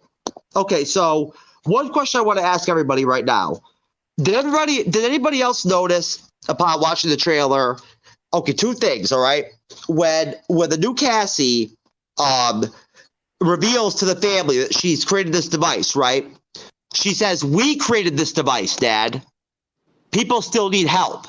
Who's we? I thought it was her. Do you see what I'm saying? Like, no. She said we. No, she didn't make the device with her dad. Her dad's surprised. They all don't know about this until she drops it right there. They're totally unaware of it until she unveils it. She says we. It's probably her, and I'm guessing it has to be Iron Lad. That's how they're gonna introduce him. Because he's the only one. Him and Hulkling and Wiccan are the only ones that haven't been introduced yet. Wouldn't you rather have it be Iron Lad than Iron Heart? Leave her alone. I'd rather be Ironheart. Yeah? Yeah, but how would they meet, though? Out of that particular setting. No, but she says that. She literally says, in the trailer, she says, in a very separational way, she says, "Dad, this is needed. People still need help. We built this. We made this for that." Well, the main cast is Quiz, so I don't know who this is. Is she now smart though? Like, what's that? Is Cassie? Is everyone just a fucking mini genius in this? Wait, okay, Renee, do me a favor. Explain this to me. I've been struggling with this too. All right, now the Cassie Lang I remember from the other films. Since when how in like 2 years or whatever did she become a goddamn like a quantum physicist, scientist or whatever and whatnot all of a sudden? They can build like devices like that and shit. That's what I'm wondering a lot. Yeah, that's what I'm you know. Where did that come from? Yeah, isn't that kind of talking intense? About like, Iron Heart, or are you talking about Cassie Lang? No, Cassie Lang. I mean, think about it. Cassie Lang's her grandfather or whatever is freaking, or not grandfather, whatever the hell. The Wasp husband, Ant-Man, the original one. More than likely, she hangs out with him a lot now. So more likely, she's getting a lot of her information and her scientific genius from him. But also, have you noticed that everybody is smart in the MCU? You can't even like the dumbest. Even the dumbest person in high school graduated with honors. You have to listen. You have to study, Jasmine. You have to study to understand so many different fields of science to even be able to be capable of even doing quantum physics and shit like that and whatnot. It's not something a teenager can do in 2 years. Ooh, she might be. Well, it looks like we have Yellow Jacket supposed to be in here. It took Michael Douglas's character like freaking decades to figure out how to get to the multiverse. Don't you know, Jeff, that everyone is not only going to be replaced by a little girl, but all the little girls that everyone's replacing. That's right. Are like I forgot. Geniuses. Yeah, they're all. I forgot because Cassie was a black. I forgot that all women are perfect now and can do everything. That's right. Oh no, he didn't. I forgot. They're Cancel capable of culture. everything. Don't cancel him. No. Don't cancel So no, me. no, Cancel no. him. Okay, here's my other question. My other question now. Okay. Did anybody else notice? I mean, you can't miss it. That big blue orb or that big blue power source on top of the device. Yeah. Mm-hmm. That seems to be fueling it. Mm-hmm. Now, does anybody have any theories on what the hell that is? I mean, it seems to be of the similar color, that blue color, of Kang's energy that Like he I has. said, I Like, you know, think That's the Nexus. Iron Lad. I That's the still Nexus think it's point. Iron Lad. It has to No, be he's because talking- Iron Lad is just another Kang variant. Okay. But Okay. it could be. A lo- But he's talking about the Go ahead, orb. Renee. The orb. The orb, yeah, whatever it is that's orb powering that device. is the Nexus. It's the Nexus. That has been the MacGuffin that's run through the whole series. Even in She-Hulk, you know, Kevin, K-I-V-I-N, Kevin Machine was the Nexus. You know, it's the Nexus. I think it was part of the Nexus was in whatever Kevin is. I think that's the N in Kevin. Anyway. What the fuck is the Nexus? That's the point where where all time begins, where the universe begins. That's the Higgs point, the quantum point, where everything was created and came from. How the hell would Cassie Lang get that bitch? Well, you got me there. From I either going through her mom, what about Michelle Pfeiffer's stuff?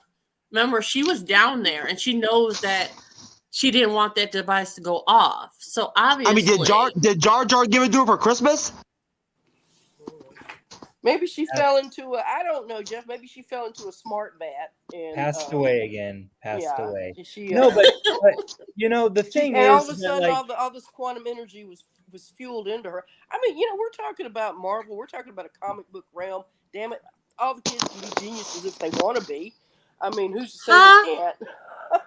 I want some reality based on my comic book movies, please. Okay. I do too. What? I do too. What by But reality? Okay, go watch Batman. There's your reality right there. A white man beating up people when he could literally just pay off their bills so that they didn't have to sit there and get their ass whooped. What? Batman is the worst superhero. I don't even want to hear about it. All right, listen. He's a privileged, rich white man who can literally pay everyone's bills. Hold on. This is not a DC show. Hold on. No DC. This is Batman another day. All right. Does any besides the Nexus, Alon, do you have any thoughts on what that blue orb thing is? No. I don't know. Do you think it's possible that maybe Kang actually inserted somebody out there to like manipulate Cassie? And that he shared the power with her to open up that gate? That's what happened, Jeff. Damn. I mean, does that make sense? Does it make sense? Does anything make sense? No. She said somebody helped her make the device, So it's probably just quantum energy. It was Loki. Yeah, it could be quantum energy, and you know that. I mean, that's the only stuff they have, and quantum energy is the same stuff that the TVA use. So that's probably all it is quantum energy, because they use quantum energy to erase timelines. What are those things that they were traveling? They were traveling through the multiverse and Endgame with. But again, when you're dealing with quantum energy, you don't just leave it hanging out for fucking your teenage kid to grab off the desk or some shit. Pym particles is what I was thinking. It could be a Pym particle, but the quantum energy. I still think it's quantum energy. I think the quantum energy is everywhere. What's in the gems, the infinity gems, infinity stones. That's what they call it, dark energy, but that's quantum energy. I mean, we're talking the weird science where the spooky action at a distance thing, where you could have one particle on one side of the universe will affect one particle on the other side of the universe. I mean, actually science for that. But anyway, yeah, the quantum. You can take the quantum in science fiction writing and just make anything you want out of it, because golly, they don't even know what quantum is. The science, all the smartest guys in the world don't know what quantum energy really is. That's why they call it dark energy and dark matter, because they have no clue what it is. They just, everything points that it should be there. All the math and everything. Well, did everybody notice that Ant-Man's suit is changed up now, and he actually has the Pym particle thing on his chest now? It's not in his gloves anymore. Yeah. So Pym particles. Yeah, I saw quantum stuff. You know. No, I'm saying it's in his suit now, like Iron Man. Mhm. It's in his Could be. chest. He doesn't have to press the buttons anymore or anything like that. Yeah. That's how his new suit is. Okay. Makes sense. Now, Alon, Jasmine, you guys know what is now? I guess she's not going. Cassie's not going to be Stature in this movie. She's going to be Stinger. She's going to Now, become Stature, but no. I don't not know yet. Stinger. No, she's going to be Stinger. She's in the purple costume in the trailer. That's Stinger. So I mean, that's what they did in the comics. They started off with Stature, then they made her Stinger. I don't know the Stinger character. I know the Stature character. So, I mean, if she was Stature, I would have thought that in the trailer you'd see her actually expand. Alon, do you know anything about the Stinger character? No. No? Well, I guess we'll find out. I guess we'll see. But either way, yeah, I have an article right here that says that's what they're doing. Yeah. So, okay, last thoughts on this. What did everybody think about Kang? Go ahead, Lon. So I think real cool thing about Kang, right, is that Thanos has his thing, and I think Thanos for the for the Infinity Saga was like the best villain one could set up.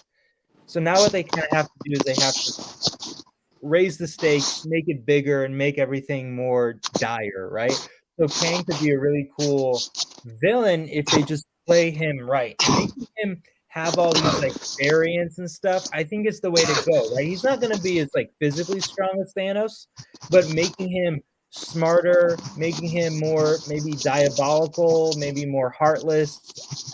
His motivation is obviously going to be different too. So making a villain bigger than Thanos is a feat, but if they go about it the right way with Kang, I think it could be really cool. I think it'll be really easy to do because of the fact that they've already established. Go ahead, Jasmine. Go ahead, Jasmine. Go ahead. They've already established that there are multiple universes where Kang has Thanos has one, and there was the Thanos copter and the Thanos building in which he owns stuff. So I think that they're probably going to show this one is actually a survivor because he did have a scar across his face, and we're probably going to find out where he got it from. He doesn't even know if he killed Ant-Man or not. That's why he asked in the trailer, "Did I kill you?" And like the second one. So I have a feeling that more than likely King is going to be formidable, but not in this particular film. Yeah, maybe not. I feel like this particular film is more of us getting to know this version of Kang. And then we're going to have that, unneeded big battle at the end that has to do with him either escaping or introducing another villain. Because we already know if you kill one Kang, more show up. So more than likely, if this version of Kang dies in this film, we're going to have another Kang show up later. But we're just getting introduced to each variant of Kang throughout the multiverse saga, which is what we're going through in Phase 5. Right. Okay, Renee. Renee, what'd you think of Kang in the trailer? The little bit we got, and then what do you think of this whole dichotomy from what you understand of this whole situation with the multiple Kangs? I mean, from a psychological standpoint, the fact that they're going to go in that direction. What do you think of that whole concept? Yeah, I think it's going to. First off, I think they got the right actor to play the part, Jonathan Majors. Yeah, I think it's going to be interesting because, like you say, you can just do all kinds of things with this particular character. I mean, it's not going to be locked in the way Thanos was, a certain way.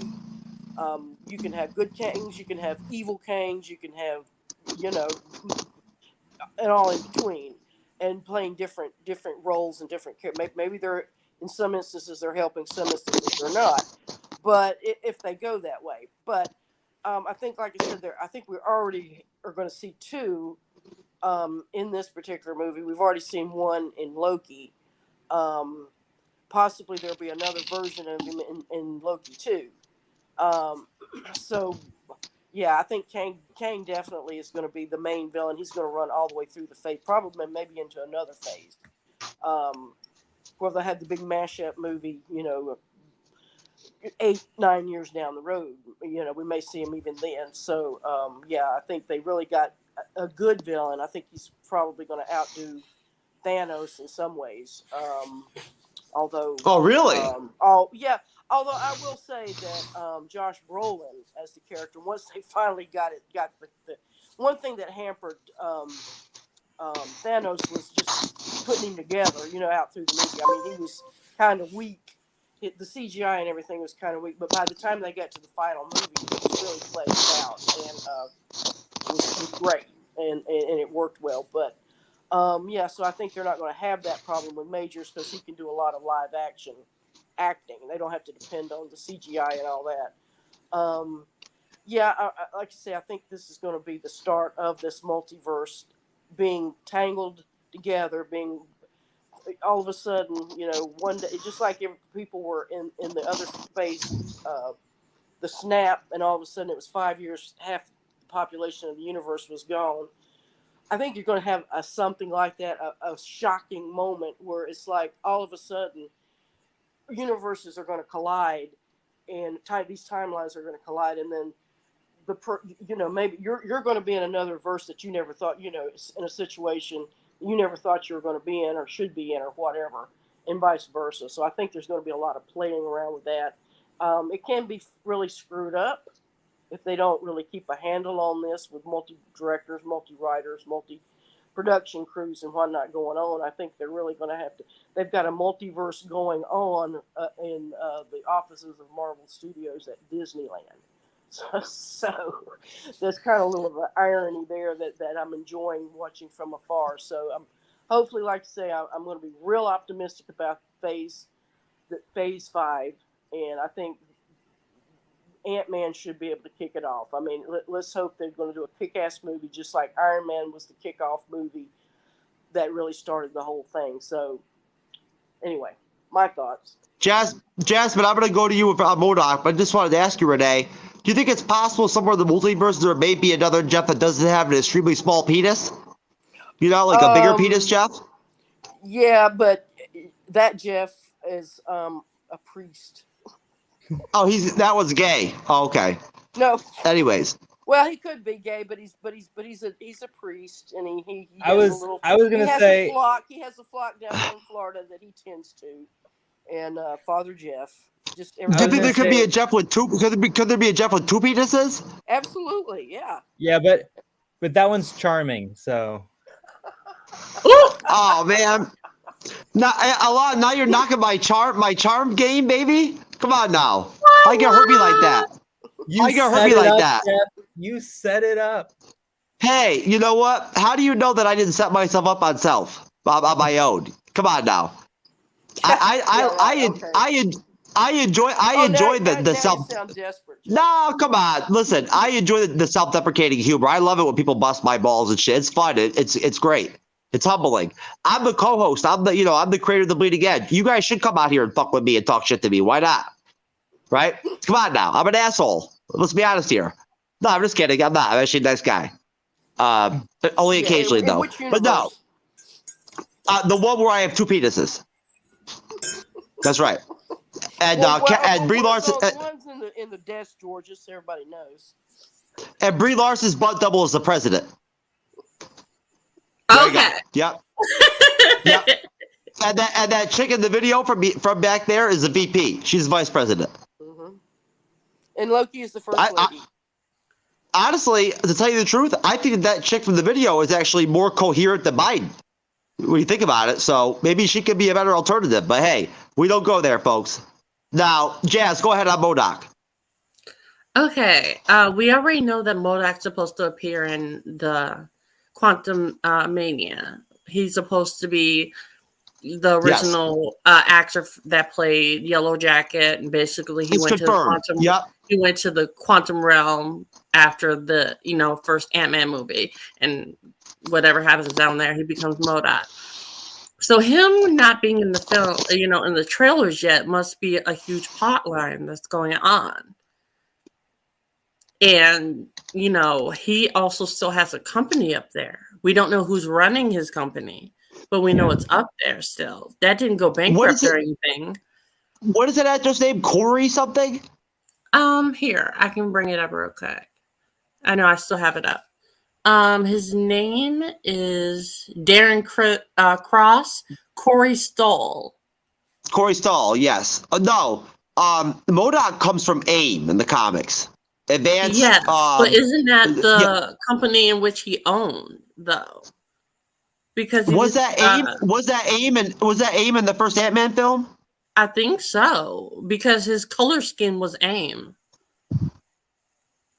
Wait a minute. Alon, do you have that pulled up? Can you look that up real quick and whatnot? I don't know if it's his company, but it might be his company now.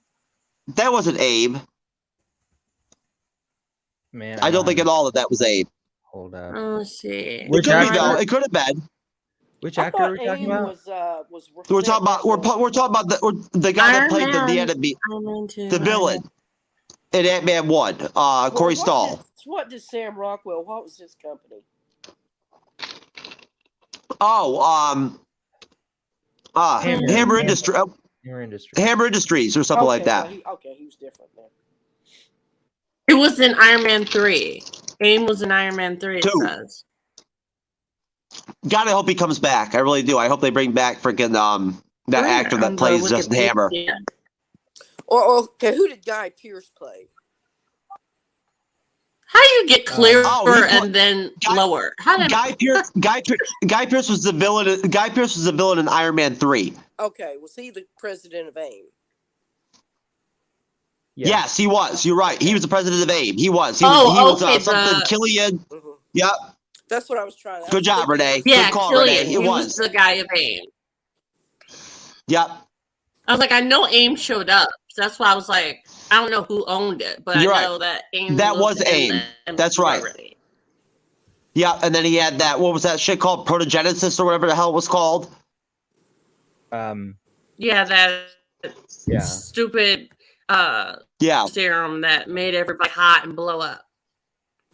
Yeah, that was kind of stupid, but either way, so you have anger issues. Listen, last question on Ant-Man 3, okay? Then we're moving on before we wrap the show up. All right, so I'm going to go around real quick, all right? I'm going to go to you, Alon, and then I'm going to go to you, Renee, and then you, Jazz. What I want to know is, based off what you've heard so far, okay, based off the trailer, okay, I'm going to tell you right now, I've been firm on this for a long time now, even in the beginning of Phase 4, that I thought this movie might be a real game changer, because I thought that I just love the fact that the first two Ant-Man films are considered almost like MCU cult classics. They are. People love them. They do. They didn't do all that great in the box office compared to the other movies, but they're funny and they're kind of lighthearted. But now, his third film in his trilogy, they're giving him a real opportunity to step up to the plate and really like be the step, like the launching pad to the main fucking villain, like in like literally the next two phases. Yeah, I mean, you know what I'm saying, and that's huge. So at that point, what I wanted to ask you is, what are your expectations of the film, right? In terms of, give me just throw it out there. Give me a number. If you had to guess now, is this going to be a 10, an 8? What's it going to be? And then on top of that, you know there's going to be a lot of shit that's going to come, a lot of different characters that are going to pop up in this movie. There's going to be a lot of different shit that we're going to not see that you're going to see in the trailers. I thought a lot of characters were going to pop up in Multiverse of Madness that did not. If anybody has any guesses on who they think might, pop up, have at it and drop whatever names you think, characters you might think pop up in the movie. Go ahead, Alon. I mean, you know, there's rumors of maybe introducing Reed Richards into this movie. I don't think so. I think they are going to wait till Fantastic Four towards the end of Phase 5. But for us to have something that hints towards Fantastic Four, maybe a Doctor Doom reference or something would be really cool. Unless they really just focus on Kang, which is maybe something they need to do. Kind of just bring that world together. Do you think they would want to conflate Kang and Doom together like that this early? See, that's the thing. I don't know. I mean, we know in Phase 6 we're going to get a Fantastic Four movie, which means we also know that somehow that's going to go together with the 2 Avengers movies at the end of Phase 6. I don't know. Marvel likes to bite off more than they can chew. So maybe, but if they do it, I hope they do it well. That's all I'll say about that. Okay, I'll tell you what. Don't give me a rating. Is it going to make over $1 billion in the box office or not? I think it'll do better than. I think it'll do better than Ant-Man and the Wasp, the second one. But I don't think. Remember, it'll be the first MCU film that we've gotten, the first MCU property we've gotten in like 4 months at that point. I don't even know how well Wakanda Forever did. Did it do really 500 well? million. They deleted the movie. It's gone. What are you talking about? Ignore him. 500 million. Okay. 500 million. Is that good for the budget? Yes. That's good. Yes. It's good. It's good. It's good. It's good. It's good if you live in Wakanda, baby. Or if you're hanging out with Watutu or whatever down in the down in the ocean. You know, I think it's gonna do good. It might not do as good as Wakanda Forever, but I'm gonna give it a 7.5 out of 10. And I really want to know the opinion of that cat though. Yeah. She's adorable. Well, I mean, what do you think, Renee? What are your thoughts here? I mean, you tell me.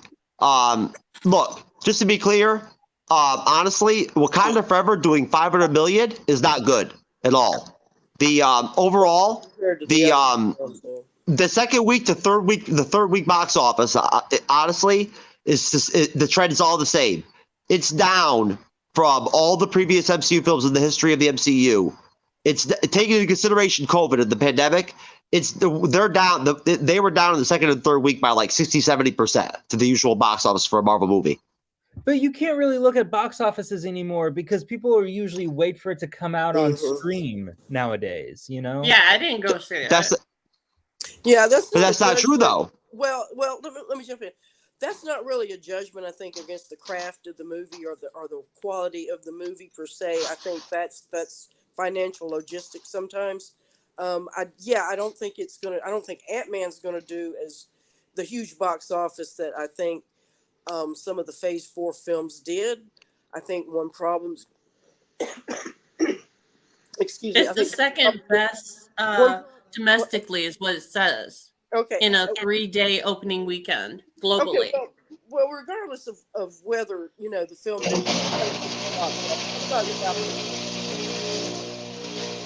What was that, dear? What are your vibrator off? What? There was a motor going on or something. Maybe that was that cat purring. I don't know. That's an industrial cat purr that was going on. Anyway. Oh no! I was charging my Bacta tank for later. I got some chlamydia yesterday. Yeah. We need to get it going again. No, but what I was saying, regardless of the box office, but talking about why it didn't do as well at the box office, what I'm doing. I think people are jaded by the time Black Panther came out because they had on the opening weekend there were 60% less white people that went to see the movie than the first Black Panther. Whatever, Jeff. That's beside the point. There was a lot of people were fatigued from it. Like say the one boom boom boom for a TV, whatever. Now we just found out Disney's going up on their streaming service, so people are starting to look at their pennies and whatnot, and what we're going to take the kids out to see, and because that's really what drives it, and kids and teenagers and the true blue fans. But if we can get this product on television in 3 or 4 months, why should I go out and spend 30, 40, 50 bucks, $100 to see this movie when I can watch it for 10, 50, a couple weeks from now? So I think She-Hulk just domed the fuck out of all the dudes. All the dudes white dudes that would usually go see the Marvel movies. She-Hulk domed all of them. Well, there again, Jeff, you're bringing in these odd sociological things, and I'm talking about finances and why white people are going to spend money. Not white people, why people are going to spend money on. I didn't mean. I thought I'd slip that in real quick. Well, when you met Manhagel by that tall green bitch, I'll tell you right now, you don't want to go to the movies anyway. The truth be told, the Black Panther was just not that good of a movie. I didn't go on the review show with it. It wasn't a horrible, it wasn't a bad movie, but it was a below standard Marvel movie. I'm sorry. Anyway. Sorry. Well, I'll give him my Monica Red Bull award to the Predator. Whatever. My rating on the Black Panther was about a 7. So I mean, it wasn't a total failure, but I can see why a lot of people said, "Yeah, I think I'm going to wait till this one comes on TV," because if I had to do a review show, that's what I would have done.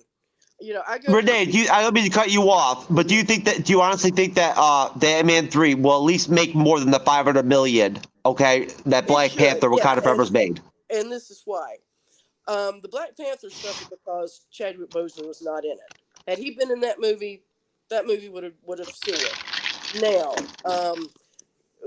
going to Ant-Man, you're bringing back all familiar characters. Scott Lang, you're bringing back Hank Pym, the Wasp woman, Hank Pym's daughter, whatever her name is, the little girl, Cassie, and God knows who else. I think this movie's going to do a lot better. I don't think it's going to do, top. I don't think it's going to bust, out and be the top winner, the top box office pull of Marvel, but I think it will do far better than Black Panther. I'd say probably up around 800 million, somewhere in there. Jasmine, will it be better than Thor 4 was and Wakanda Forever was? I like Thor 4. I think it's too much flack. But honestly, probably it will do better than Thor. But it also depends, because people keep forgetting about this. We're still in the pandemic money situation when it comes to everything. So I doubt it'll do better than Thor 4. Maybe it'll probably do better than Thor 4. But I still think that because of people don't want to have to pay to see a movie more than once, more than likely people aren't going to go see a movie over and over and over again when they can watch it once, take their butt home, and wait a couple months, and it'll be on streaming. Mm-hmm. Yeah, that's a good point, Jasmine, that you're not getting a lot of repeat viewers at the movies now. No, and I think we all know too, right? All of you would agree. I don't know about y'all, but they raised the ticket prices and all the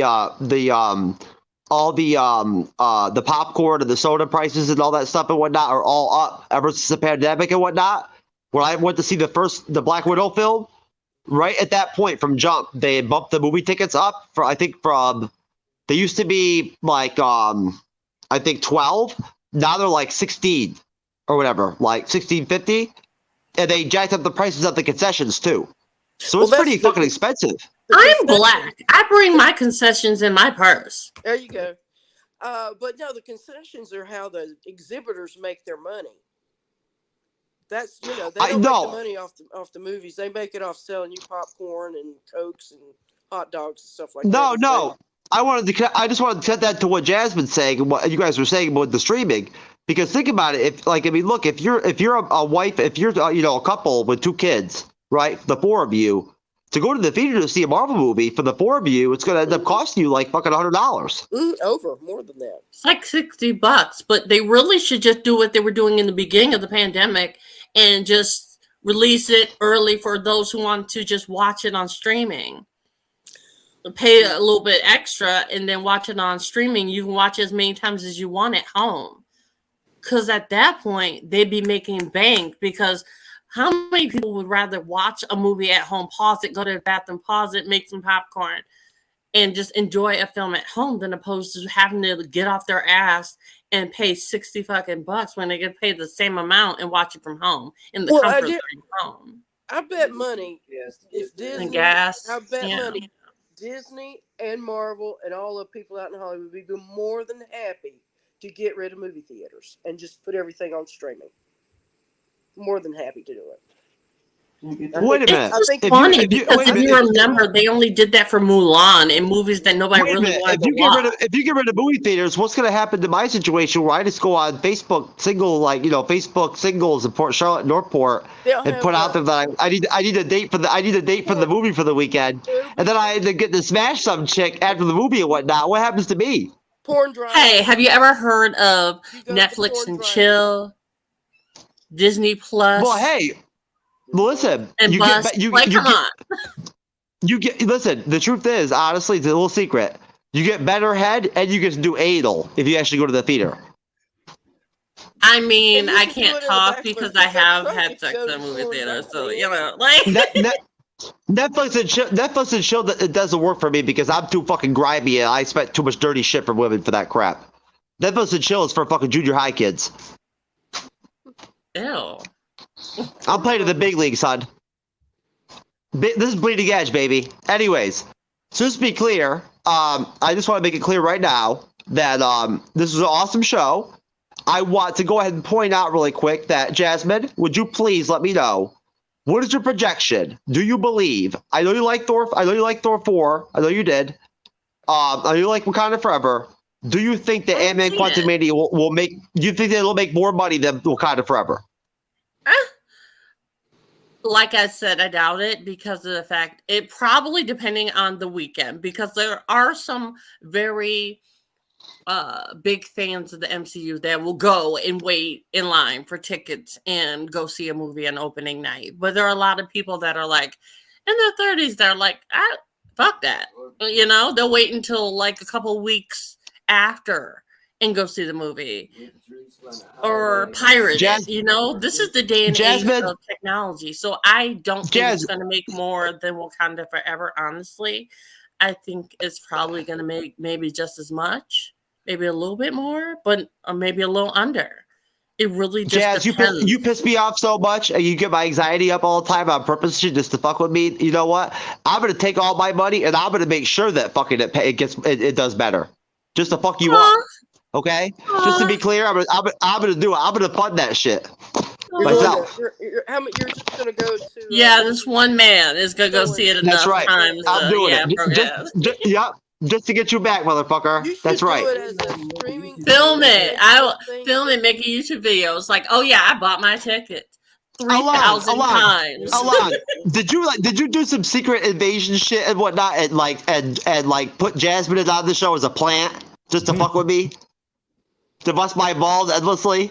No, but I think the more people you have on your show to bust your balls, the better ratings your show is gonna get. Absolutely. Hey, you know what? There's nothing better than having a hot. Destroy them. They're dust. There's nothing better than having a hot tranny bust your balls too. I'll tell you right now. There's nothing better. It's the best. Is your mom? But she's my favorite though. Oh, you motherfucker.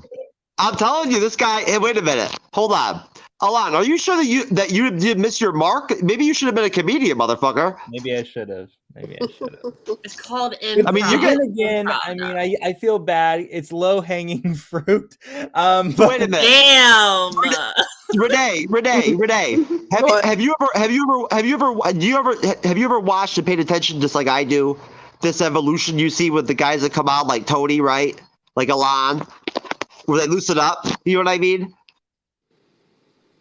Don't get as loose as him, because like you said, low-hanging fruit. Yeah. Go ahead, Renee.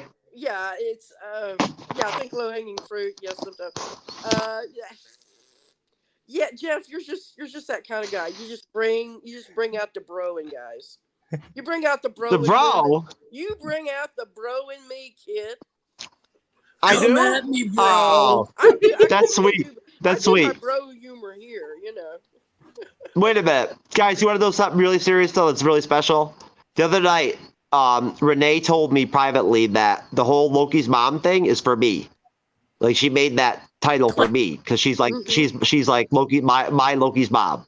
Yeah. Of the show. He resisted that. He resisted it. Yeah, That's and why, you know that's what? why I would have Renee. cried. That's why he calls me Renee. I would have cried inside, but after I got down by She-Hulk that night, I'm not capable of it anymore. I'm too fucked up. Okay. You know what I'm saying? You know, I mean, she got me. But either way, though, so Jazz, you okay, hon? I guess Alon, have I been fucking Jazz up left and right or what? I don't know. There she is. You wish. Jazz, just wait till we do our reactions, hon. I'm gonna have you laughing your ass off. You're gonna be on your freaking ass. Just wait. Alon, are you sure you don't want to get on these Bandmade reactions, man? Me and Jazz want to get after it. I mean, I love to if I had time, but I gotta go. I have family over, so I gotta go. All right, let's get the hell out of here then. Let's do plugs. I'll tell you what, Alon, you start off, then you Jazz, then you Renee, and then I'll plug my whatever stupid shit, and we'll get out of here. All right. Well, you can check me and my co-host David out on our podcast I Finally Watched, where we talk about and review movies from past, present, and maybe even future, depending on the multiverse that you're in, right? But really, we're just like two chill guys who talk about films that we missed growing up, so we want to like revisit them. So we talk about films like The Godfather, The Departed. Let's see, we what else? Top Gun. I never saw Top Gun until this summer. I never saw Jaws until this summer. So there's a ton of movies. We have over like 150 episodes. And we put out an episode a week. So yeah, it's called I Finally Watched, and you can check us out wherever you listen to podcasts. There you go. Yeah, and I'm still waiting for my invitation. I mean, It's coming. I told you, Blade 2. I think I should get an invitation too. All right, Renee. Wait a minute. Alon, can Renee more qualified? Alon, can Renee come with me? Can she come with me when I come on? Yeah, I want to come on separate. Oh, she wants to fuck you, Renee. Fuck you. That's bullshit. Now you're trying to hurt my feelings. Now you too. No. Come on now. I'm you're talking about the movies and whatnot, and that's really that's my wheelhouse as far as. No, I told Alon that. No, Alon, I'm just kidding. No, bring Renee on, bring Jazz on their own. You know what I'm saying? Like they don't need me there. You know what I'm saying? They can have to hold their hand. I'm waiting on him to just Point Blank. You'll thank me for telling you to watch that movie. Oh yeah, Point Blank. I gotta bring you on for Point Blank. Definitely. Can I pick a movie? Can I pick a 90s movie or something? Can we do like a 90s movie? Yeah, sure. I mean, you don't want to do Blade? Isn't Blade a 90s? I've always wanted to do 7, man. Oh, we already did 7. Okay. What about Boogie Nights? We already did Boogie Nights. You son of a bitch. What about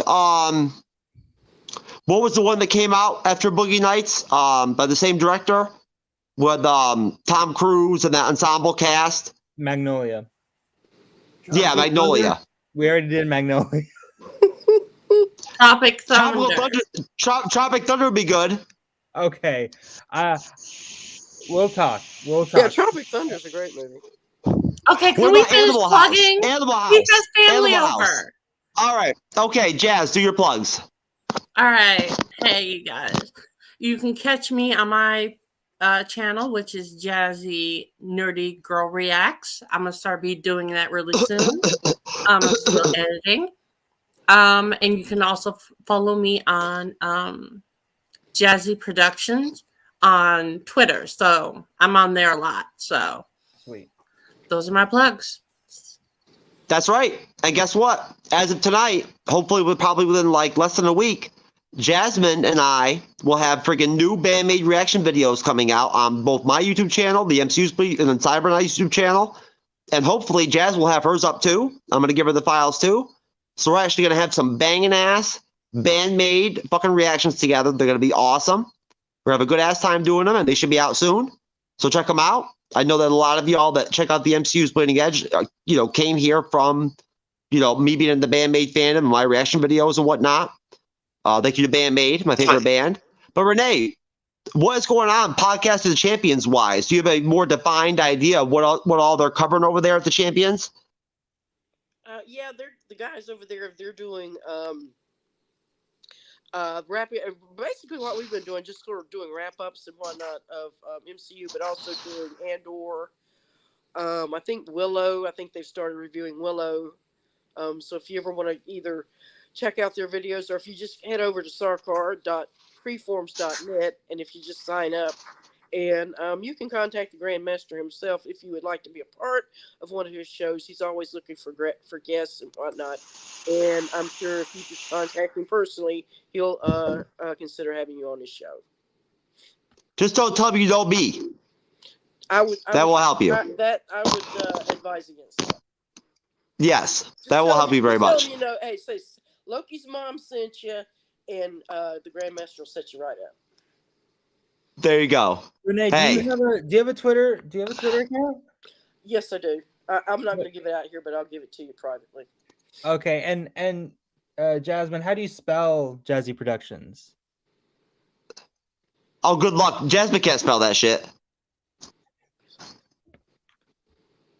You're muted. Oh, she wrote it down. Got it. Okay, perfect. Jazz, I'm just messing with you, hon.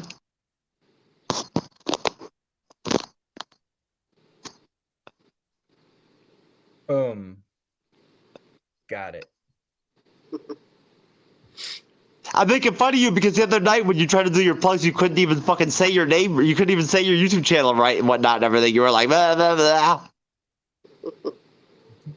Anyways, hey, I love you, Jazz. Hey, guys, listen. The only plugs I got tonight are these ones. Folks out there, look.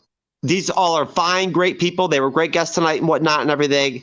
They dealt with my bullshit. And do me a favor. Seriously, do me a favor. I don't give a shit if you want to subscribe to the MCU's Bleeding Edge YouTube channel or not. Do your thing. We're going to fucking grind to get after it and fucking grow either way. We're getting after it. We're almost at 10,000 fucking subscribers. And I'll tell you right now, I'm humbled as fuck by that shit. And at the same time, it just makes me want to fucking like grind more and eat more. I want to get fucking more. I want to do better. So I want to get to fucking 100,000 subs and then fucking 1 million and shit. And that's what I'm going to do. That's what's up. Mm-hmm. So, you know, we'll see if hopefully Cyber can like grab a hold of my back pocket and hold on. You feel me? But either way, no, I want to plug and shout out all my wonderful guests, Jasmine, Renee, Loki's mom, Alon. Thank you for coming on again, brother. I really appreciate you coming on again like this. You're a great friend, good guest, good people, and good ball busting, bro. Your ball busting game is getting better and better. Right? You. Seriously. It's really getting good, dude. I'm loving it. I'm really respecting it. But no, you guys are wonderful. That's all I want to plug. Don't worry about the MCU's Bleeding Edge. It'll be okay. Make sure you support these folks, right? At the end of the day. And I'll make sure that I try to get in the descriptions and put their links in and whatnot and everything. I do my best to go on the social media platforms and put their names out and whatnot and let people know they come on and they do a good job. But I can tell you right now, no matter what, at the end of the day, you'll never hear one fucking negative word from me behind any of y'all's backs. As far as I'm concerned, y'all are some good ass people. So good show. Appreciate you. We appreciate that. Yeah. MCU fandom. We fucking love you. Y'all are some good ass people. Let's stop fucking around and fighting and shit and whatnot and being all pessimistic and shitty. Let's be positive and fucking get laid and fucking get drunk and shit and have a good time and be positive. It's all gonna be good. Until fucking Ironheart comes out and then my fucking dick falls off. Oh my God. You know? Hi guys. All right. Jeff. I'm telling you, it's gonna happen. I guarantee it. Bye, Dodger. Where's the kid? I'm gonna wake up in the morning, and I'm gonna wake up in the morning, and without a penis, I'm gonna have a green vagina. Yep, I'm gonna grow a green vagina.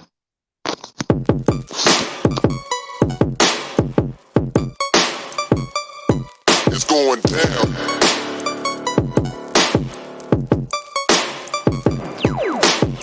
It's going down.